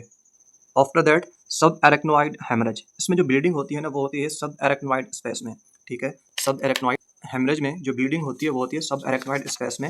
एंड इस कंडीशन में क्या होता है कि जो हमारा ब्लड है ना, ब्लड वो मिक्स हो जाता है किसके साथ? ब्लड मिक्स हो जाता है CSF के साथ। एंड ऐसी कंडीशन जिसमें हमारा ब्लड CSF के साथ मिक्स हो जाता है, इस कंडीशन को हम कहते हैं sub arachnoid haemorrhage. And what is cause of this sub arachnoid haemorrhage? तो डियर स्टूडेंट याद रखना, berry aneurysm rupture, this is the main cause of the berry aneurysm rupture, this is main cause of the sub arachnoid haemorrhage. So berry aneurysm, berry aneurysm, this is the major cause of sub arachnoid haemorrhage. ठीक है, अच्छा अच्छा, एक चीज़ और dear student कि जो सब arachnoid haemorrhage है इसमें जो हेडेक हमें होता है ना, that is the worst headache of life. ठीक है, इसके लिए क्लासिकल सेंटेंस होता है, the worst headache of my life is the sub arachnoid haemorrhage. ठीक है, worst headache of my life. देखें होता क्या है, जो बेरी एन्यूरिज्म है, this is artery of our brain. ठीक है, दिस इज अवर आर्टरी, जिसमें एन्यूरिज्म होता है, मीन्स ये फूल जाती है। ठीक है, तो होता क्या है कि जो हमारे ब्रेन की आर्टरीज है ना, उनके अंदर पहले से ही प्रेशर बहुत ज़्यादा होता है, प्रेशर पहले से ही बहुत ज़्यादा होता है। जब ये आर्टरी फट जाती है, रप्चर हो जाती है, ठीक है, एंड जब ये आर्टरी रप्चर हो जाती है ना, तो इससे क्या होता है, ब्रेन ब्रेन के अंदर जो ब्लड है ना, वो बहुत तेज़ी से यहाँ से निकलता है एंड आके जमा हो जाता है कहाँ पे, बेसिकली सब एरेक्नॉइड स्पेस के अंदर। कहाँ पे? सब एरेक्नॉइड स्पेस के अंदर आके जो है ना ब्लड जमा हो जाता है, एनसीएसएफ के साथ मिक्स हो जाता है। ठीक है, जब ब्लड इस आर्टरी से बहुत प्रेशर से निकलता है एंड बहुत प्रेशर से आके सब एरेक्नॉइड स्पेस में जमा होता है ना, तो इस प्रेशर से बहुत ज़्यादा जो है ना पेन जनरेट होता है। दैट्स वाई इसको हम वर्स्ट हेडेक ऑफ लाइफ भी कहते हैं, इसको हम थंडर क्लैप भी कहते हैं, थंडर क्लैप। बिकॉज ये जो पेन है ना, ऐसा नहीं है कि मतलब पहले आपको बहुत थोड़ा होगा, आस्ता इसकी इंटेंसिटी बढ़ जाएगी, नहीं, सेकंड्स में ये पेन जनरेट होता है, सेकंड्स में, विद इन सेकंड्स, एंड इतना शदीद पेन होता है कि a person can not bear it. That's why इसको हम वर्स्ट हेडेक ऑफ लाइफ भी कहते हैं, बिकॉज ब्लड बहुत तेजी से बेरी एनी। अभी हम डिस्कस करते हैं CSF फॉर्मेशन एंड इसके फंक्शंस, लेटर ऑन हम इसके पाथवे को डिस्कस करते हैं। अच्छा, सबसे पहले देखें CSF जो है that is produced by choroid plexus. CSF choroid plexus से बनता है। एंड कोरोइड प्लेक्सेस क्या है, मैंने इसके बारे में आपको एक इंपॉर्टेंट सेंटेंस बताया डियर स्टूडेंट, वो सेंटेंस आपके माइंड में होना चाहिए। व्हाट इज दैट, कि जो हमारा कोरोइड प्लेक्सेस है, this is the vascular layer of pia mater. ठीक है, choroid plexus, this is the vascular layer of pia mater. ठीक है, अगर हम इस कोरोइड प्लेक्सेस की बात करें कि choroid plexus, this is the vascular layer of pia mater, इसके अंदर किस टाइप के सेल्स होते हैं, तो याद रखना कोरोइड प्लेक्सेस के अंदर एपेंडिमल सेल्स होते हैं, एपेंडिमल सेल्स होते हैं। ये चीज़ अक्सर बुक्स में लिखी होती है कि choroid plexus is containing ependymal cells. अच्छा, आफ्टर दैट ये जो कोरोइड प्लेक्सेस है, जब ये CSF बनाएगा, ठीक है, तो एक कोरोइड प्लेक्सेस मौजूद कहाँ पे है, तो कोरोइड प्लेक्सेस जो है ये मौजूद होता है लेटरल वेंट्रिकल में, थर्ड वेंट्रिकल में एंड फोर्थ वेंट्रिकल में। यहाँ पे ये मौजूद होता है एंड CSF को प्रोड्यूस करता है। Once again I am repeating dear student, lateral ventricle के एंटीरियर हॉर्न में हमारा कोरोइड प्लेक्सेस नहीं होता। समटाइम पोस्टीरियर हॉर्न के बारे में भी कहा जाता है कि भाई इसके अंदर भी हमारा कोरोइड प्लेक्सेस नहीं होता, बट एंटीरियर हॉर्न तो आपको लाजमी याद होना चाहिए कि choroid plexus is present in lateral, third and fourth ventricle, and ये कोरोइड प्लेक्सेस यहाँ पे हमारा CSF बनाता है। ठीक है, अच्छा देखें, मैंने आपको पहले बताया कि CSF कंटिन्यूसली जो है ना वो बनता रहता है by the help of choroid plexus. And एक अडल्ट के अंदर डियर स्टूडेंट, अडल्ट के अंदर टोटल 150 ml CSF होता है। कितना होता है? अडल्ट के अंदर 150 ml CSF होता है। ठीक है, एंड हर रोज कोरोइड प्लेक्सेस कितना CSF बनाता है? हर रोज हमारा कोरोइड प्लेक्सेस 500 से लेकर 600 ml तक CSF बनाता है, वो कंटिन्यूसली बनता रहता है एंड उसको बॉडी से ड्रेन किया जाता है। उसके बाद फंक्शंस ऑफ CSF, ये जो हमारा CSF है ये ब्रेन को प्रोटेक्शन देता है। हाउ, कैसे? कि ये ब्रेन को क्वेश्चन लाइक इफेक्ट देता है जिससे ब्रेन जो है ट्रॉमा वगैरह से बच सकता है। वी कैन से कि शॉक एब्जॉर्प्शन का काम करता है। इसके बाद ये स्टूडेंट यहाँ पे एक और इम्पॉर्टेंट फंक्शन जो यहाँ पे नहीं लिखा हुआ CSF का, इट इज़ दैट जो हमारा CSF है ना, ये हमारे ब्रेन को बायोन्सी देता है। ठीक है, बायोन्सी प्रोवाइड करता है हमारे ब्रेन को। इस बायोन्सी की वजह से हमारा ब्रेन जो है इसको एक फ्लोटिंग इफेक्ट मिलता है, फ्लोटिंग इफेक्ट मिलता है। हमारे स्कल के अंदर जो हमारा ब्रेन है वो फ्लोट करता है, तो उसको बायोन्सी कौन देता है?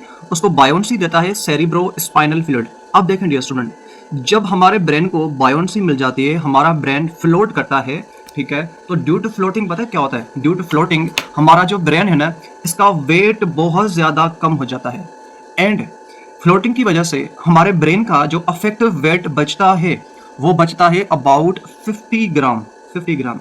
अगर हम एक्चुअल वेट ऑफ ब्रेन की बात करें, अगर आप CSF को निकालो, CSF को बिल्कुल मतलब कि कंप्लीटली ड्रेन कर लो, ठीक है, तो विदाउट CSF जो एक्चुअल वेट है ना डियर स्टूडेंट हमारे ब्रेन का, आपको पता है कितना है? Actual weight of our brain is dear student 1400 gram. इतना ज्यादा वेट है हमारे ब्रेन का, ठीक है। And important thing is that कि ब्रेन का वेट हमें कम करनी है, ठीक है। अगर ब्रेन का वेट कम है तो ये हमारे लिए एक फायदे की चीज है। ब्रेन का वेट कम है तो इससे क्या होगा कि जो ब्रेन के नीचे वाली स्ट्रक्चर्स होंगी वो कम कंप्रेस होंगी। तो अब देखें, ब्रेन का एक्चुअल वेट इतना है, ब्रेन का अफेक्टिव वेट हमें इतना मिल रहा है 50 ग्राम। तो इससे ये है कि जो ब्रेन है ना वो नीचे वाली स्ट्रक्चर्स को कंप्रेस नहीं कर रहा, ठीक है, नीचे वाली स्ट्रक्चर्स प्रिजर्व रह रही हैं, ठीक है।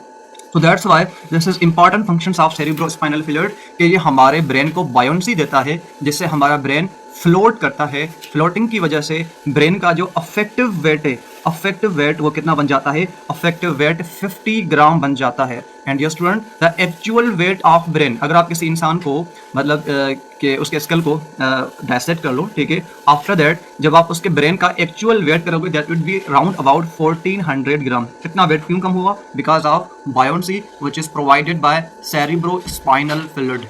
उसके बाद न्यूट्रिएंट को ट्रांसपोर्ट करना, ठीक है, like as glucose and electrolytes, इन चीज़ों को न्यूरॉन्स तक पहुंचाना, this is the function of the cerebrospinal fluid. After that waste removal. देखिए डियर स्टूडेंट, ब्रेन के अंदर जो मेटाबॉलिक वेस्ट प्रोड्यूस होता है ना, उसको एलिमिनेट करना, this is function of cerebrospinal fluid, ठीक है। जितने भी waste and toxic compounds also, brain के अंदर जो टॉक्सिक कंपाउंड्स प्रोड्यूस होते हैं उन टॉक्सिक कंपाउंड्स को एलिमिनेट करना, ठीक है, this is function of the cerebrospinal fluid. देखें, जब ब्रेन से हमारे वेस्ट मटेरियल्स, हमारे टॉक्सिक कंपाउंड्स एलिमिनेट होते हैं ना, तो इस प्रोसेस के लिए जो ब्रेन का सिस्टम काम करता है, उस सिस्टम को हम कहते हैं glymphatic system. This is new discovery in neurobiology, glymphatic system.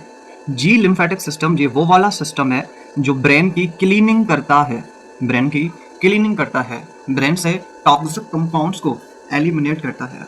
And new discovery ये भी है न्यूरोबायोलॉजी के अंदर, इट इज़ दैट कि जब हम स्लीपिंग में होते हैं, सोते हैं, नींद करते हैं, तो नींद के दौरान जो जी लिम्फेटिक सिस्टम है this is more activated. Brain की क्लीनिंग ज़्यादा होती है जब हम नींद करते हैं, ठीक है। उसके बाद हम डिस्कस करते हैं pathway of CSF circulation. CSF किस तरह से सर्कुलेट करता है, CSF का पाथवे क्या है, मैंने आपको पहले भी बताया, but once again dear student बता रहा हूँ कि सबसे पहले हमारा जो CSF है वो बनता है किसके अंदर? लेटरल वेंट्रिकल्स के अंदर, which are present inside cerebral hemispheres, okay. अच्छा, लेटरल वेंट्रिकल्स डियर स्टूडेंट आपको पता है कि ये वो वेंट्रिकल्स हैं जो सबसे बड़ी हैं, तो दैट्स वाई सबसे ज़्यादा जो हमारा CSF है वो यहाँ बनता है, ठीक है डियर स्टूडेंट। ये जो हमारा CSF है ये सबसे ज़्यादा इन लेटरल वेंट्रिकल्स के अंदर बनता है। This is very important point two remember. उसके बाद डियर स्टूडेंट, जैसे हमारा CSF लेटरल वेंट्रिकल में बना, then this will come to the third ventricle, and you know कि lateral ventricle and third ventricle को कौन सा फोरामेन कनेक्ट करता है? तो याद रखना, इस फोरामेन को हम कहते हैं फोरामेन ऑफ मनरो। क्या कहते हैं? Foramen of Monro. Colin Munro, जिसके बारे में मैंने आपको पहले बताया था, which is my favourite batsman, Islamabad United की तरफ से खेलता है, ठीक है। तो वो जो नॉट कॉर्लन मनरो बट जो फोरामेन ऑफ मनरो है ना, जिसको हम इंटरवेंट्रिकुलर फोरामेन भी कहते हैं, मैं तो ज़्यादा फोरामेन ऑफ मनरो कहता हूँ, ठीक है। तो लेटरल वेंट्रिकल को थर्ड वेंट्रिकल के साथ फोरामेन ऑफ मनरो या इंटरवेंट्रिकुलर फोरामेन कनेक्ट करता है, ठीक है। आफ्टर दैट थर्ड वेंट्रिकल से हमारा CSF आता है फोर्थ वेंट्रिकल में, एंड अब यहाँ पे जो ओपनिंग है दैट इज सेरिब्रल एक्यूडक्ट, जिसको हम एक्यूडक्ट ऑफ सिल्वियस भी बोलते हैं, सेरिब्रल एक्यूडक्ट, ठीक है। अब इसके थ्रू CSF आएगा इन दी फोर्थ वेंट्रिकल, ठीक है। And I have told you repeatedly कि सेरिब्रल एक्यूडक्ट या एक्यूडक्ट ऑफ सिल्वियस, इसके अंदर क्या नहीं होता? इसके अंदर कोरॉइड प्लेक्सिस नहीं होता। The vascular fold of pia mater that is containing ependymal cells is choroid plexus. Once again मैं रिपीट कर रहा हूँ बिकॉज ताकि ये सारी चीज़ें आपके हिप्पोकैम्पस में स्टोर हो जाएं डियर स्टूडेंट। इस वजह से मैं रिपीटेशन ज़्यादा करता हूँ कि ताकि सारी चीज़ें आपके हिप्पोकैम्पस में आ जाएं। जब आप मॉड्यूल देने जाओ, आप मतलब के वाइवा देने जाओ, तो सारी चीज़ें आपकी रिटर्न तो हों, ठीक है। अच्छा, अब थर्ड से फोर्थ में आ गया with help of cerebral aqueduct या एक्वेडक्ट ऑफ सिल्वियस। जो फोर्थ वेंट्रिकल ये कहाँ पे प्रेजेंट है बताया था आपको, this is present in between cerebrum and medulla, sometime pons और मेडुला भी कहा जाता है, ठीक है। आफ्टर दैट ये जो हमारा CSF है वो फोर्थ वेंट्रिकल से आ जाएगा कहाँ पे, सब एरेक्नोइड स्पेस में। अब जब फोर्थ वेंट्रिकल से सब एरेक्नोइड स्पेस में आएगा तो अब कुछ ओपनिंग्स होती हैं जिनको CSF क्रॉस करता है, वो मैंने आपको बताई थी। कौन सी थी डियर स्टूडेंट, एक मीडियन अपर्चर था, उस मीडियन अपर्चर को हम और क्या कहते हैं, फोरामेन ऑफ मेगंडी। तो या तो फोरामेन ऑफ मेगंडी के थ्रू CSF आएगा फोर्थ से कहाँ पे, सब एरेक्नोइड स्पेस में। दो और फोरामेन्स भी होते हैं जिनको हम लेटरल अपर्चर्स भी कहते हैं। Lateral apertures are 2 in number. Lateral apertures को डियर स्टूडेंट हम और क्या कहते हैं, फोरामेन ऑफ लश्का, ठीक है। सो फोर्थ से सब एरेक्नोइड स्पेस में CSF को आने के लिए या तो फोरामेन ऑफ मेगंडी या जिसको हम मीडियन अपर्चर कहते हैं, या तो इसको क्रॉस करना होगा, या दो और अपर्चर्स हैं जिनको हम क्या कहते हैं, जिनको हम लेटरल अपर्चर्स या फोरामेन ऑफ लश्का कहते हैं, इनको क्रॉस करना होगा, ठीक है डियर स्टूडेंट। अब जैसे सब एरेक्नोइड स्पेस में CSF आ गया, देन जो CSF है ना उसको मतलब कि एब्जॉर्ब भी किया जाता है, ठीक है। And I have told you कि एरेक्नोइड विलस जो है ना, मैं यहाँ पे लिख रहा हूँ एरेक्नोइड विलस, ठीक है। एरेक्नोइड विलस के थ्रू हमारा CSF जो है वो एब्जॉर्ब होता है, या एरेक्नोइड विलस कह लो या एरेक्नोइड ग्रेन्युलेशन कह लो, ठीक है, जिसको यहाँ पे लिखा हुआ है एरेक्नोइड ग्रेन्युलेशन या एरेक्नोइड विलस, इसके थ्रू CSF की एब्जॉर्प्शन होती है। एंड एब्जॉर्प्शन कहाँ पे होती है, ड्यूरल वीनस साइनसेस के अंदर, ठीक है। आफ्टर सब एरेक्नोइड स्पेस डियर स्टूडेंट क्या होता है, हमारा CSF एब्जॉर्ब होता है कहाँ पे, ड्यूरल वीनस साइनसेस के अंदर। एंड ये एब्जॉर्प्शन कौन करवाता है, एरेक्नोइड ग्रेन्युलेशन या एरेक्नोइड विलस। डियर स्टूडेंट ये नाम याद रख लो, मे भी आपकी एक मार्क बन जाए इन योर प्रूफ, ठीक है। एरेक्नोइड ग्रेन्युलेशन या एरेक्नोइड विलस, ठीक है, ये CSF की एब्जॉर्प्शन करवाते हैं ड्यूरल वीनस साइनसेस के अंदर। स्पेशली जब हम ड्यूरल वीनस साइनसेस का जिक्र करते हैं ना, तो सुपीरियर सेजाइटल साइनस इसके अंदर ज्यादा एब्जॉर्प्शन होती है। Later on we will discuss, next topic हमारा यही है कि जो सुपीरियर सेजाइटल साइनस है इसके अंदर एब्जॉर्प्शन ज्यादा होती है। बट चलो इसको आप छोड़ो, अभी के लिए इतना याद रख लो कि एरेक्नोइड ग्रेन्युलेशन CSF की एब्जॉर्प्शन कहाँ पे करवाते हैं, ड्यूरल वीनस साइनसेस के अंदर। After that we are discussing blood brain barrier. Dear student this is very basic kind of topic, आपको पता भी होगी, ठीक है।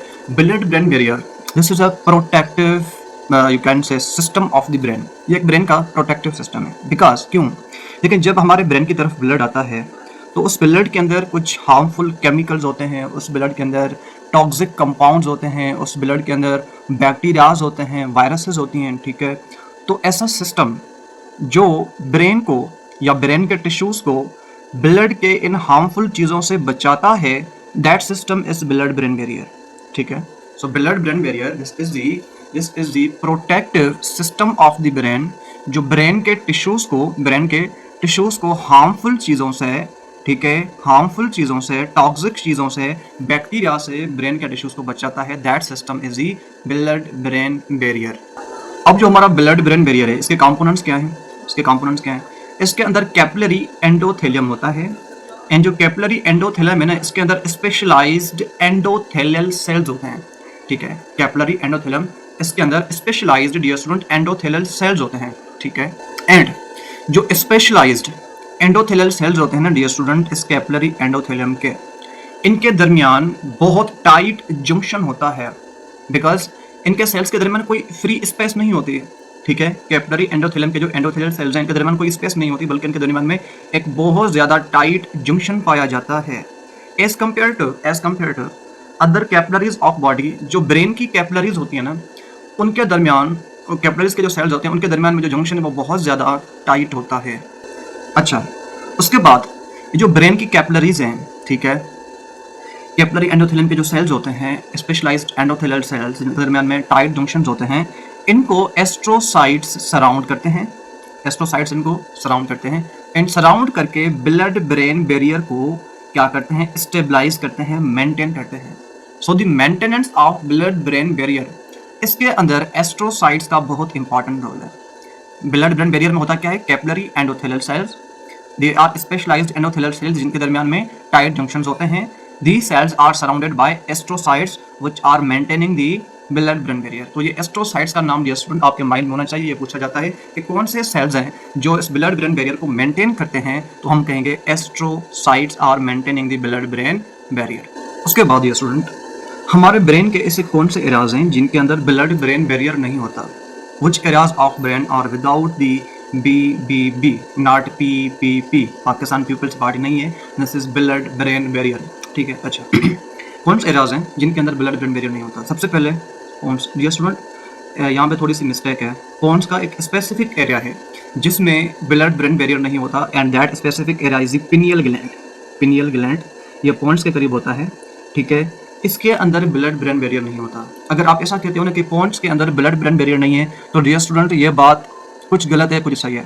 तो बेस्ट वर्ड इज दैट कि आप ऐसा कहें कि पिनियल ग्लैंड के अंदर हमारे पास ब्लड ब्रेन बैरियर नहीं होता, ठीक है। उसके बाद मेड्यूला, अच्छा कंप्लीट मेड्यूला नहीं, मेड्यूला का एक स्पेसिफिक पार्ट है जिसके अंदर हमारा जो can say blood barrier brain barrier नहीं होता, जिसको हम कहते हैं एरिया पोस्टीरियम, ठीक है, एरिया पोस्टीरियम। इसके अंदर ब्लड ब्रेन बैरियर नहीं होता, ठीक है। क्यों नहीं होता? देखें, जिन एरियाज के अंदर ब्लड ब्रेन बैरियर नहीं है ना, क्यों नहीं है?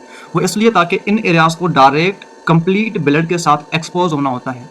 ये एरियाज कंप्लीट ब्लड को चेक करते हैं, ठीक है, दैट्स वाई इनके अंदर बैरियर नहीं होना चाहिए। अब देखिए जो एरिया पोस्टीरियम है, जैसे प्रेजेंट इनसाइड मेडुला, ये मेडुला के अंदर प्रेजेंट है area पोस्टीरियम।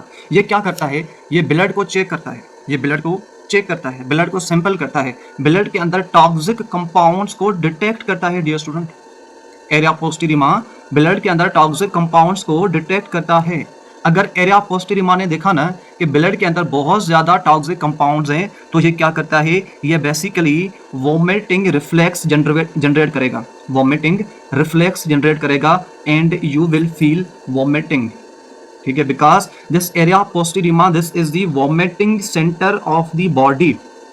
Area postrema is the vomiting centre of the body. ये क्या करता है? कंप्लीट ब्लड को चेक करता है, उसमें से टॉक्सिक कंपाउंड्स को डिटेक्ट करता है। अगर इसने देखा टॉक्सिक कंपाउंड्स नहीं है तो ये वोमिटिंग रिफ्लेक्स जनरेट नहीं करवाएगा, बट अगर इसने देखा कि भाई टॉक्सिक कंपाउंड्स बहुत ज़्यादा हैं तो ये वोमिटिंग रिफ्लेक्स जनरेट करवाएगा। सिर्फ ये टॉक्सिक कंपाउंड्स को नहीं, बल्कि ये ड्रग्स को भी चेक करता है। क्या इस बंदे ने अगर कोई ड्रग ली है, क्या इसने ओवरडोज तो नहीं लिया? अगर ओवरडोज होगा तो उसको बॉडी से एलिमिनेट किया जाएगा, ठीक है, with the help of urine. तो दैट्स वाई इन चीज़ों को चेक करने के लिए ये डायरेक्ट ब्लड के साथ कांटेक्ट में आते हैं, तो दैट्स वाई इनके पास ब्लड ब्रेन बैरियर नहीं होता। तो एक पिनियल ग्लैंड, दूसरा एरिया पोस्टीरियम। एक और एरिया भी होता है जिसके अंदर हमारा ब्लड ब्रेन बैरियर नहीं होता, दैट इज मीडियन एमिनेंस। यहाँ पे नहीं लिखा हुआ मीडियन एमिनेंस, ये बेसिकली हमारे हाइपोथैलेमस के अंदर होता है। इस मीडियन एमिनेंस के अंदर भी ब्लड ब्रेन बैरियर नहीं होता। तो अगर आपसे पूछा जाए वाइवा में कि भाई वो कौन से एरियाज हैं ब्रेन के जिनके अंदर ब्लड ब्रेन बैरियर नहीं है, तो हम कहेंगे pineal gland which is the part of pons. Second one is the area postrema, जिसको वोमिटिंग सेंटर भी कहते हैं, जो वोमिटिंग रिफ्लेक्स जनरेट करता है, जो ब्लड के अंदर टॉक्सिक कंपाउंड्स को चेक करता है, ड्रग्स की लेवल को चेक करता है, ठीक है। The area postrema this is present in medulla oblongata, it has not blood brain barrier. उसके बाद median eminence is the part of the student hypothalamus, इसके अंदर भी ब्लड ब्रेन बैरियर एब्सेंट होता है। उसके बाद hydrocephalus, once again it is that condition जिसमें हमारे ब्रेन के अंदर सेरिब्रो स्पाइनल फ्लूइड बढ़ जाता है, ठीक है, वेंट्रिकल्स फिल हो जाती हैं, डायलेट हो जाती हैं, एंड इससे इंट्राक्रेनियल प्रेशर भी बढ़ जाता है। इसके दो टाइप्स होते हैं, एक होता है नॉन कम्युनिकेटिंग हाइड्रोसेफलस। इसमें क्या होता है? जो सेरिब्रल एक्यूडक्ट है इसकी ब्लॉकेज हो जाती है, इसकी स्टेनोसिस हो जाती है। इससे फिर क्या होता है? इससे ये होता है कि जो हमारा CSF है ना वो फिर अक्यूमुलेट हो जाता है।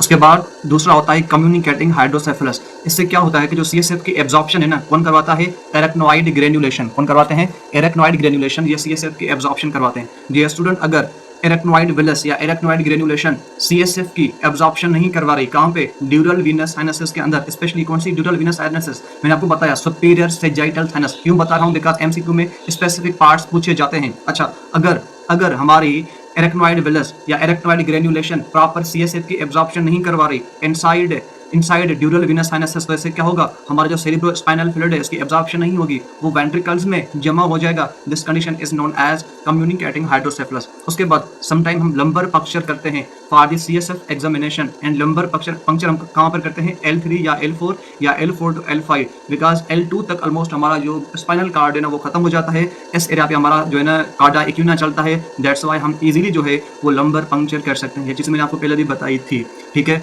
MCQ में पूछा जाता है कि अगर एक्यूडक्टल स्टेनोसिस होती है तो that is known as obstructive hydrocephalus या नॉन कम्युनिकेटिंग हाइड्रोसेफलस। बाकी जो communicating hydrocephalus, this is because of the impaired absorption of CSF by the help of arachnoid granulation. तो अभी हम डिस्कस करते हैं इंटरनल कैप्सूल को। डियर स्टूडेंट, इसके बारे में हम पहले भी थोड़ा सा पढ़ चुके हैं, but once again I am explaining that कि इंटरनल कैप्सूल क्या होता है। सबसे पहले डियर स्टूडेंट याद करें जो हमारा इंटरनल कैप्सूल है ना, this is basically internal capsule. ये होता क्या है डियर स्टूडेंट, हमारा जो इंटरनल कैप्सूल है, दिस इज कॉम्पैक्ट बैंड किस चीज़ का, नर्व फाइबर्स का।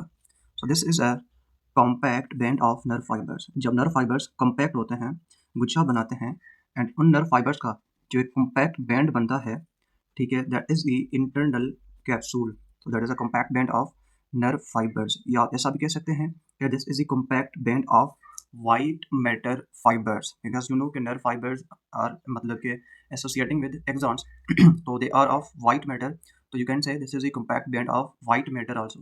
So this is more precise, so that's why I have written कि compact band of nerve fibers को हम क्या कहते हैं, internal capsule कहते हैं।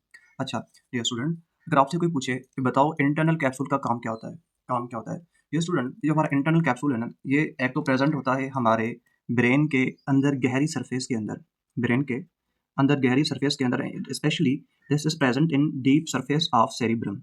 ये डीप सरफेस ऑफ सेरिब्रम में प्रेजेंट होता है। तो अब ये काम क्या करता है डियर स्टूडेंट, ये सेरिब्रम को कनेक्ट करता है, सेरिब्रम को कनेक्ट करता है brain stem, brain stem and spinal card के साथ, brain stem and spinal card के साथ। तो ये फंक्शन आपने याद रखना है डियर स्टूडेंट कि this is compact band of nerve fibres जो हमारे सेरिब्रम के अंदर गहरी सरफेस में प्रेजेंट होता है। ये ब्रेन स्टेम को कनेक्ट करता है किसके साथ, ओ सॉरी, सेरिब्रम को कनेक्ट करता है brain stem and spinal card के साथ। अच्छा, तो इससे क्या होता है, इससे ये होता है जब हमारा सेरिब्रम स्पाइनल कॉर्ड से कनेक्ट हो गया ना, तो सेरिब्रम से information easily towards spinal cord आ सकती है। ठीक है, इट मीन्स दैट कि हमारी जो मोटर इंफॉर्मेशन है वो सेरिब्रम से अब स्पाइनल कार्ड तक इजीली चली जाएगी, एंड स्पाइनल कार्ड की जो स्पाइनल कार्ड की जो सेंसरी इंफॉर्मेशन है वो ऊपर इजीली चली जाएगी टुवर्ड्स सेरिब्रम। तो it means that for the travelling of sensory and motor information हमारा एक रास्ता बन गया। ठीक है, एक रास्ता बन गया, एंड वो रास्ता किसने क्रिएट किया, वो रास्ता क्रिएट किया बेसिकली इंटरनल कैप्सूल ने। तो अब हम इसको देखते हैं यहाँ पे कि जो हमारा इंटरनल कैप्सूल है, this is compact band of white matter या नर्व फाइबर्स, ठीक है, जो कनेक्ट करता है सेरिब्रल कॉर्टेक्स को डियर स्टूडेंट किसके साथ, brain stem and spinal card के साथ। ठीक है, वाइट मैटर का वो कॉम्पैक्ट बैंड जो कनेक्ट करता है सेरिब्रल कॉर्टेक्स को brain stem and spinal card के साथ। इससे ascending and descending information, ascending means sensory and descending means motor, ascending and sensory information integrate हो जाएगी, easily flow कर जाएगी towards their respective area। अब अगर हम इंटरनल कैप्सूल के लोकेशन की बात करते हैं ना, तो होता क्या है, सपोज करते हैं this is our internal capsule, this is our internal capsule. तो इस इंटरनल कैप्सूल के आगे होता है थैलेमस, इंटरनल कैप्सूल के आगे होता है थैलेमस, इसके पीछे होता है लेंटिफॉर्म न्यूक्लियस। क्या होता है, पीछे होता है लेंटिफॉर्म न्यूक्लियस। तो डियर स्टूडेंट, क्या याद रखोगे कि हमारा इंटरनल कैप्सूल मौजूद है between thalamus and lentiform nucleus. ये इंपॉर्टेंट एमसीक्यू है कि internal capsule is lies between thalamus and lentiform nucleus. हमारा इंटरनल कैप्सूल हमारे थैलेमस एंड लेंटिफॉर्म न्यूक्लियस के दरमियान में लाया करता है, and this visibility is more precise at its posterior limb.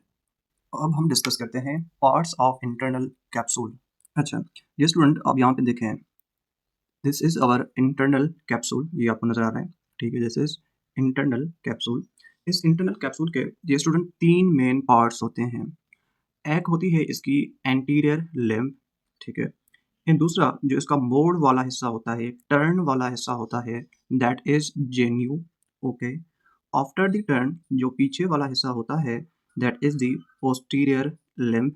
उसके बाद जो लास्ट मेन पार्ट होता है इस इंटरनल कैप्सूल को, जो जनरली डिस्कस नहीं भी किया जाता, but in this diagram this is shown, that is retrolentiform part. Okay, तो अगर आप ये तीनों डिस्कस कर रहे हो फिर भी ठीक है, अदरवाइज आप इस फोर्थ को ऐड कर रहे हो, देन वेल एंड गुड। तो once again I am repeating कि डियर स्टूडेंट, हमारे इंटरनल कैप्सूल के कौन से पार्ट्स हैं, this anterior limb, this genu, this posterior limb and this one is the retrolentiform part. अब एक चीज़ जो बहुत ज़्यादा बेसिक यूज में कॉमन है dear student, what is that, कि जो है हमारी इंटरनल कैप्सूल है ना, इसकी जो पोस्टीरियर लिम्ब है, पोस्टीरियर लिम्ब, ये एग्जैक्टली लाई करती है between thalamus, this is thalamus and this is lentiform nucleus, ठीक है। तो posterior limb of internal capsule exactly lies between thalamus and lentiform nucleus. तो ये पॉइंट बेसिक में बहुत ज़्यादा पूछी जाती है कि इंटरनल कैप्सूल का कौन सा पार्ट मौजूद होता है exactly between thalamus and lentiform nucleus, तो हम कहेंगे इसकी पोस्टीरियर लिम्ब। उसके बाद connections of internal capsule. Dear student, देखिए इस इंटरनल कैप्सूल से दो फाइबर्स क्रॉस करते हैं, असेंडिंग भी एंड डिसेंडिंग भी, ठीक है। अच्छा, अब मेन डिफरेंस इज दैट कि जो हमारे असेंडिंग या एफरेंट फाइबर्स हैं, ठीक है, असेंडिंग, एफरेंट या सेंसरी फाइबर्स हैं, वो बेसिकली जैसे नीचे से आते हैं फ्रॉम स्पाइनल कार्ड या नीचे से आते हैं, ठीक है। तो आफ्टर दैट वो पहले आते हैं थैलेमस में, पहले आते हैं किसमें, थैलेमस में। थैलेमस से होते हुए देन वो फाइबर्स क्रॉस करते हैं किसको, देन वो फाइबर्स क्रॉस करते हैं हमारे इंटरनल कैप्सूल को।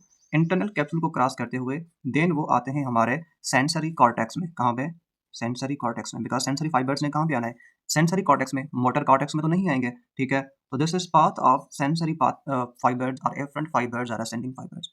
इंपॉर्टेंट थिंग इज दैट कि हमारे सेंसरी फाइबर्स पहले थैलेमस से गुजरेंगे, पहले थैलेमस से गुजरेंगे, देन इंटरनल कैप्सूल में, देन सेंसरी कॉर्टेक्स में, ठीक है। आफ्टर दैट ये जो हमारे इफरेंट फाइबर्स है ना, इफरेंट फाइबर्स, ये इंटरनल कैप्सूल से होते हुए कहाँ पे जाएंगे, सॉरी, ये बेसिकली मोटर कॉर्टेक्स से निकलेंगे, देन वो फाइबर्स इंटरनल कैप्सूल से गुजरेंगे, देन वो जाएंगे कहाँ पे, नीचे की तरफ। इंपॉर्टेंट थिंग इज दैट कि जो हमारे मोटर फाइबर्स हैं ये थैलेमस से नहीं गुजरते, ये थैलेमस से नहीं गुजरते, थैलेमस से सिर्फ सेंसरी फाइबर्स और एफरेंट फाइबर्स गुजरते हैं।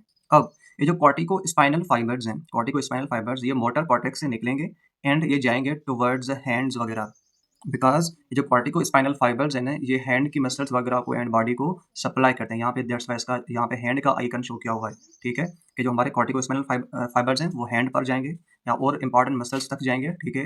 एंड ये जो फाइबर्स हैं ये इंटरनल कैप्सूल से डायरेक्ट गुजरेंगे एंड बॉडी पार्ट्स तक आएंगे, थैलेमस से इनका कोई कंसर्न नहीं है।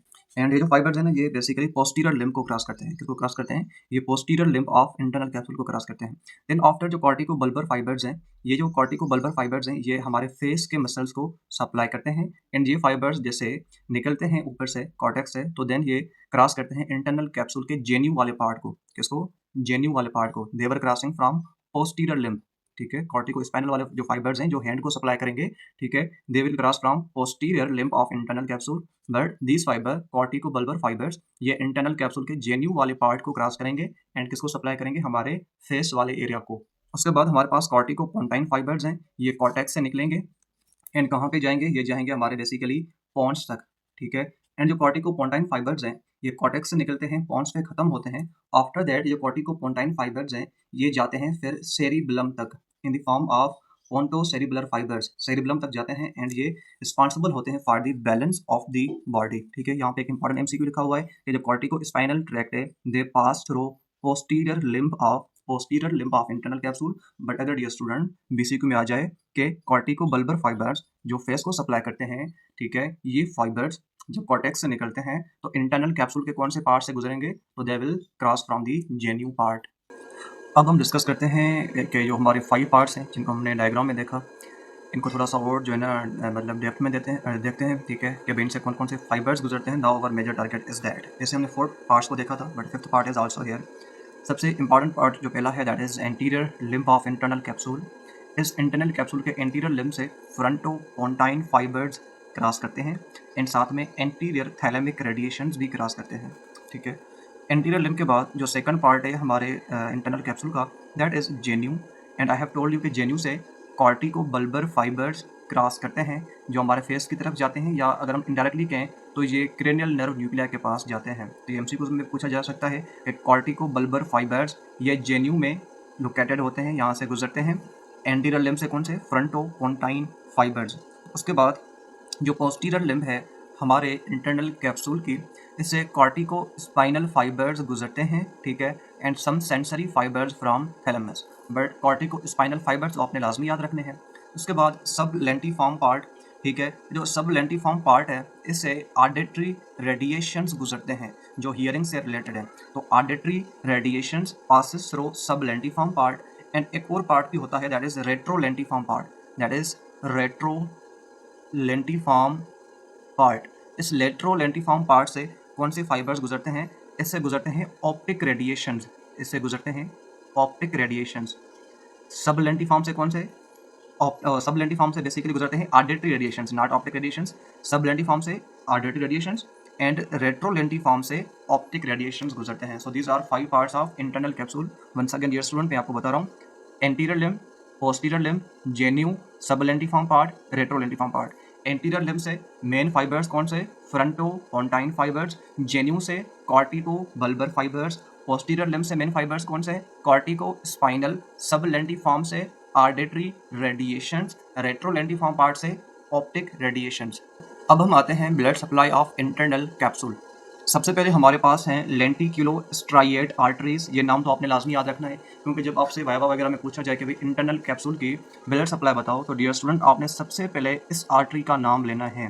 This is most repeating artery, जिसका नाम बार बार आता है, तो इसलिए आप इसको याद रख लें। लेंटिक्यूलोस्ट्राइएट आर्टरी, जो लेंटिक्यूलोस्ट्राइएट आर्टरी है, ये मेजर पार्ट को सप्लाई करती है, इंटरनल कैप्सूल के मेजर पार्ट को सप्लाई करती है। एंड डियर स्टूडेंट, और जो क्रूशियल चीज़ आपने याद रखनी है, इट इज़ दैट कि लेंटिक्यूलोस्ट्राइएट आर्टरी ब्रांच है मिडिल सेरिब्रल आर्टरी की। क्या बोला मैंने dear student? Lenticulostriate artery is the branch of middle cerebral artery. तो यहाँ पे एक इंपॉर्टेंट एमसीक्यू भी है कि lenticulostriate arteries are branches of middle cerebral artery. उसके बाद सेकंड इंपॉर्टेंट आर्टरी जो है, that is anterior choroidal artery. And जो एंटीरियर कोरॉइडल आर्टरी है, this is branch of internal carotid artery. And anterior choroidal artery, नाम में क्या है? एंटीरियर, बट ये सप्लाई करती है posterior limb of internal capsule को। नाम में एंटीरियर है, सप्लाई किसको कर रही है? Posterior limb of internal capsule को। And anterior choroidal artery is the branch of internal carotid artery. तो यहाँ पे एक इंपॉर्टेंट एमसीक्यू भी है कि posterior limb of internal capsule is supplied by anterior choroidal artery. Once again I am repeating, anterior choroidal artery is the branch of internal carotid artery. This will supply to the posterior limb of internal capsule. And उसके बाद third जो artery है, that is artery of हैबनर या recurrent artery of हैबनर। And ये जो recurrent artery of हैबनर है, this is branch of anterior cerebral artery. This is branch of anterior cerebral artery. ठीक है। अच्छा डियर स्टूडेंट, एक चीज़ और, ये जो हमारी बेसिकली यहाँ पे लेंटिक्यूलोस्ट्राइएट आर्टरी है ना, इसकी एक इंपॉर्टेंट ब्रांच है, that is Charcot artery. That is the Charcot artery. I have told you already, मैंने आपको पहले भी बताया था कि जो लेंटिक्यूलोस्ट्राइएट आर्टरीज है ना, ये बहुत पतली पतली आर्टरीज होती हैं। क्या डियर स्टूडेंट? लेंटिक्यूलोस्ट्राइएट आर्टरीज ये बहुत पतली सी आर्टरीज होती हैं, तो इनका रप्चर होने का चांस बहुत ज़्यादा होता है। अब ये जो लेंटिक्यूलोस्ट्राइएट आर्टरी है, ये तो पतली है, लेकिन इसकी एक और ब्रांच निकलती है, जिसको क्या कहते हैं? जिसको कहते हैं चारकोट आर्टरी। ये तो फिर बहुत ज़्यादा पतली होगी। ठीक है, बहुत ज़्यादा पतली होती है ये कौन? Charcot artery. किसकी ब्रांच है? लेंटिक्यूलोस्ट्राइएट आर्टरी की।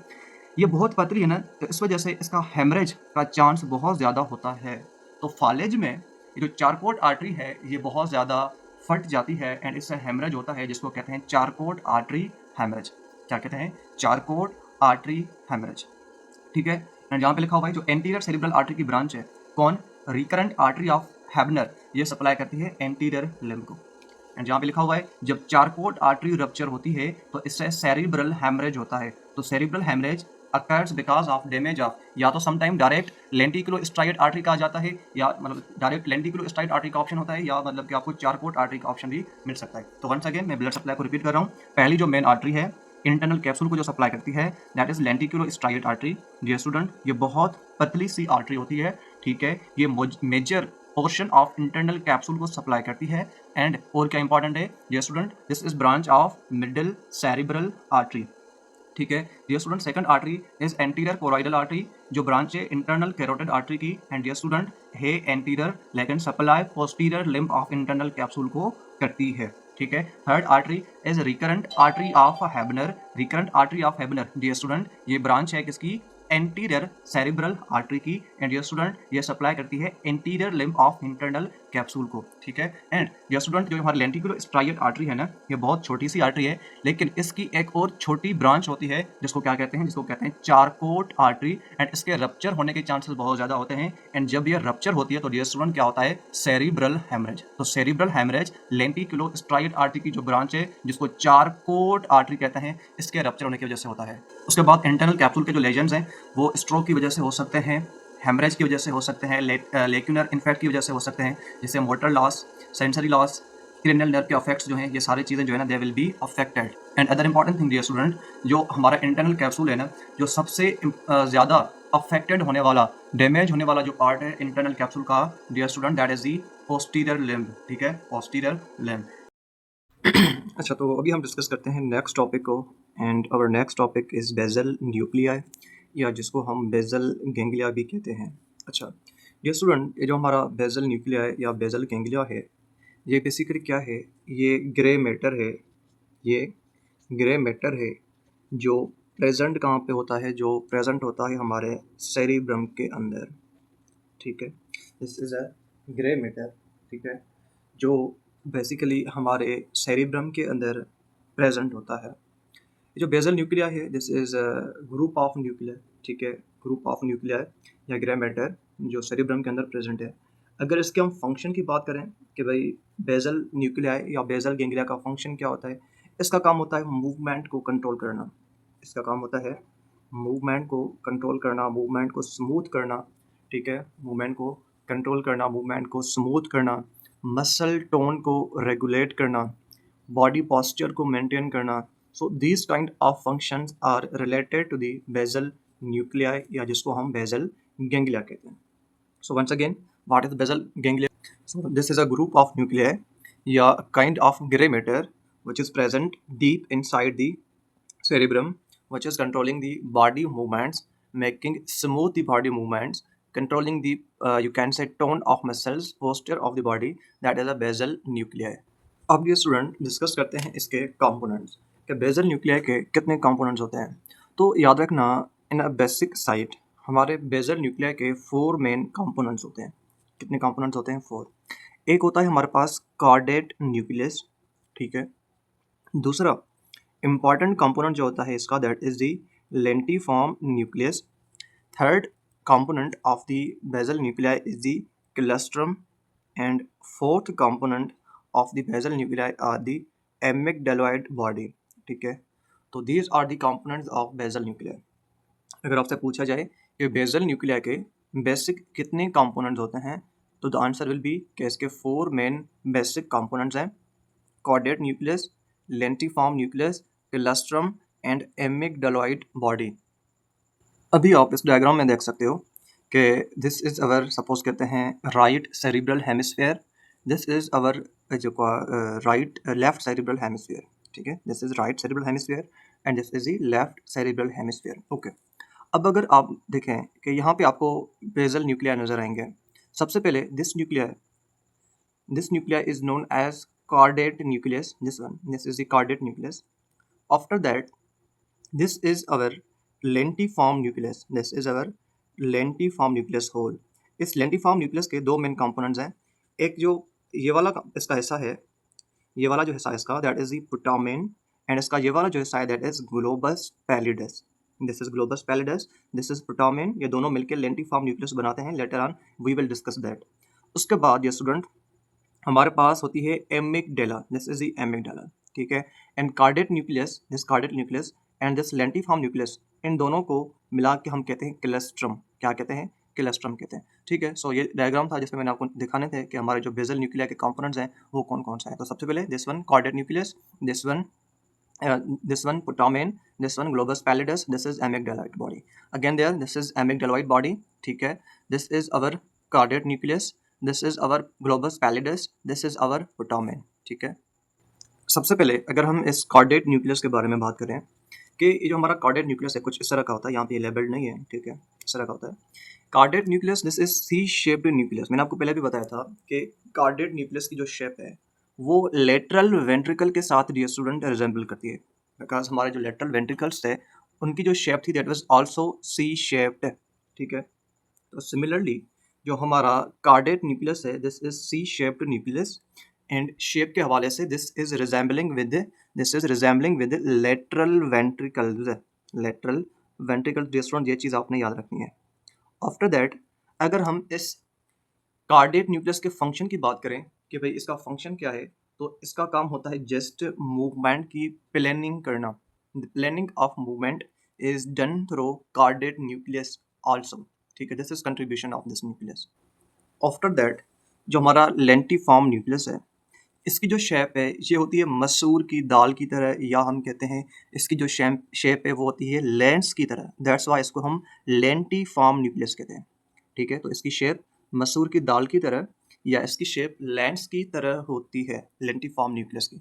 अब सबसे इम्पॉर्टेंट पॉइंट है कि जो हमारा लेंटिफॉर्म न्यूक्लियस है, इसके टू मेन पार्ट्स होते हैं। इसके टू मेन पार्ट्स होते हैं, एक होता है पुटामेन एंड दूसरा होता है ग्लोबस पैलिडस। जो पुटामेन है, this is the outer part of lentiform nucleus, this is outer part of globus pallidus or lentiform nucleus, and globus pallidus is the inner part of lentiform nucleus. तो once again I am repeating कि हमारे lentiform nucleus के two main parts होते हैं, एक outer दूसरा inner।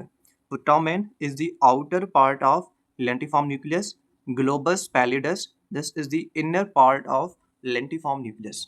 उसके बाद and other nucleus is the claustrum. ठीक है, जो क्लस्ट्रम है ये एक पतली सी ग्रे मैटर की शीट है। अच्छा, एक चीज़ और, ये जो कार्डेड न्यूक्लियस है which is C shape nucleus, उसके बाद लेंटिफॉर्म न्यूक्लियस है, इन दोनों को मिला के हम एक कॉमन नाम देते हैं। And what is that? तो ये स्टूडेंट याद रखना, lentiform nucleus and carded nucleus, इन दोनों को मिला के हम कहते हैं कॉर्पस स्ट्राइएटम। क्या कहते हैं हम इसको कहते हैं कॉर्पस स्ट्राइएटम। ठीक है, the combined name of caudate nucleus and lentiform nucleus is the corpus striatum. After that ये जो क्लस्ट्रम है, this is thin sheet of grey matter. ये बेसिकली कॉन्शियसनेस में अपना कुछ रोल प्ले करती है, some kind of sensory integration also इसमें भी इसका रोल होता है। ठीक है, and important thing is that कि जो क्लस्ट्रम है ना, ये अभी कंप्लीटली डिस्कवर नहीं हुआ। ठीक है, बेसल न्यूक्लिया का या बेसल गैंग्लिया का ये वो कंपोनेंट है जो अभी तक कंप्लीटली डिस्कवर नहीं हुआ। आफ्टर दैट एमिगडालॉइड बॉडी, जिसको एमिगडाला भी कहते हैं, ये बेसिकली फियर, रेज वगैरह को, ठीक है, एंग्जाइटी को, दिस काइंड ऑफ इमोशंस जो है इनको कौन कंट्रोल करता है? हमारे पास एमिगडालॉइड बॉडी कंट्रोल करती है। So this are the components of basal nuclei और बेसल गैंग्लिया, जिसमें cardiac nucleus, lentiform nucleus, claustrum and amygdaloid body. Cardiac nucleus C shape nucleus है, इसकी शेप लेटरल वेंट्रिकल के साथ रिजेंबल करती है। लेंटिफॉर्म न्यूक्लियस इसकी शेप लेंस से रिजेंबल करती है। इसके दो मेन पार्ट्स होते हैं डियर स्टूडेंट, कौन कौन से आपको लाजमी याद रखने हैं, एक पुटामेन, दूसरा ग्लोबस पैलिडस। पुटामेन जो है इसका आउटर पार्ट है, ग्लोबस पैलिडस जो है इसका इनर पार्ट है। ठीक है डियर स्टूडेंट, उसके बाद सबसे इंपॉर्टेंट चीज, cardiac nucleus and lentiform nucleus दोनों को मिला के हम कंबाइन नाम क्या देते हैं? Corpus striatum. आफ्टर दैट क्लस्ट्रम, ये वो पार्ट है बेसल न्यूक्लिया का जो अभी कंप्लीटली डिस्कवर नहीं हुआ। इसका फंक्शन किस में होता है? अनकॉन्शियसनेस काइंड ऑफ इमोशंस को कंट्रोल करना। आफ्टर दैट एमिगडालॉइड बॉडी, ये फियर, रेंज एंड एंग्जाइटी वगैरह को कंट्रोल करती है। उसके बाद इसके फंक्शंस मैंने आपको पहले भी बताए हैं। इसके जो फंक्शंस हैं, control the movement, muscle tone को रेगुलेट करना, बॉडी पोस्चर को मेंटेन करना। उसके बाद हम कुछ क्लिनिकल कोरिलेशंस डिस्कस करते हैं। सबसे पहले हमारे पास है पार्किंसंस डिजीज़। ठीक है, इसमें क्या होता है कि जो सब्सटेंशिया नाइग्रा जो है ना, बेसिकली वो डोपामिन को कम प्रोड्यूस करता है। ठीक है, इससे क्या होता है? ट्रेमर्स होते हैं बॉडी के अंदर। ठीक है, रिजिडिटी, ब्रेडिकाइनेसिया मीन्स के स्लो मूवमेंट। ठीक है, stooped posture. So this kind of features we are seeing in the Parkinson's disease, जिसमें हम सिंपली कहें कि ये वो वाली डिजीज़ है जिसमें बंदा स्लो हो जाता है। ठीक है, बंदा स्लो हो जाता है, इसकी मूवमेंट काफ़ी एक्सटेंट तक लॉस हो जाती है in this disease. After that the second disease is Huntington disease. Huntington disease वो है जिसको हम हंटिंगटन कोरिया भी कहते हैं। हंटिंगटन कोरिया या हंटिंगटन डिजीज़ ये बेसिकली होती है कार्डेड न्यूक्लियस के अंदर। इसके अंदर कार्डेड न्यूक्लियस के अंदर, एंड इसमें क्या होता है कि बॉडी के अंदर involuntary jerky kind of movements होती हैं। ठीक है, बंदे के अंदर डिमेंशिया होती है, कुछ बिहेवियरल चेंजेस आती हैं हंटिंगटन कोरिया के अंदर। ठीक है, उसके बाद जो मतलब मूवमेंट्स ज़्यादा हो जाती है, इट मीन्स दैट बंदा जो है थोड़ा सा फास्ट हो जाता है। पार्किंसंस डिजीज़ में बंदा स्लो हो जाता है, हंटिंगटन कोरिया के अंदर बंदा थोड़ा सा फास्ट हो जाता है, इसकी मूवमेंट एक्सेसिव हो जाती है। एंड प्रॉब्लम कहाँ पे आती है? कार्डियक न्यूक्लियस के अंदर। यह चीज़ आपने लाजमी याद रखनी है कि हंटिंगटन कोरिया में प्रॉब्लम कार्डियक न्यूक्लियस के अंदर। आफ्टर दैट हेमीबेलिस्मस, इसमें जो प्रॉब्लम है वो सब थैलेमिक न्यूक्लियस में आता है। ठीक है, इसमें एक साइड की जो आर्म्स हैं, लेग्स हैं, उनके अंदर वायोलेंट काइंड ऑफ मूवमेंट्स होती हैं, फ्लिंगिंग काइंड ऑफ मूवमेंट्स होती हैं इन दिस डिजीज़। ठीक है, एंड उसके बाद अनकंट्रोल्ड मूवमेंट्स भी ऑब्जर्व की जाती हैं बहुत ज़्यादा इन हेमीबेलिस्मस। ठीक है, after that most important MCQ for this topic is that कि जो लेंटिफॉर्म न्यूक्लियस है इसके दो मेन पार्ट्स हैं, प्रोटोमेन प्लस में globus pallidus. Globus pallidus inner part है लेंटिफॉर्म न्यूक्लियस का, प्रोटोमेन इसका आउटर पार्ट है। कॉर्पस स्ट्राइटम ये किससे बनता है, जब कार्डेट न्यूक्लियस एंड लेंटिफॉर्म न्यूक्लियस एक दूसरे के साथ मिलते हैं, इनका कॉम्बिनेशन होता है तो देन कॉर्पस स्ट्राइटम बनता है। यहाँ पे लिखा भी हुआ है एक इंपॉर्टेंट एमसीक्यू कि जो लेंटिफॉर्म न्यूक्लियस है एंड कार्डेट न्यूक्लियस है, दे आर इंपॉर्टेंट की components of the corpus striatum.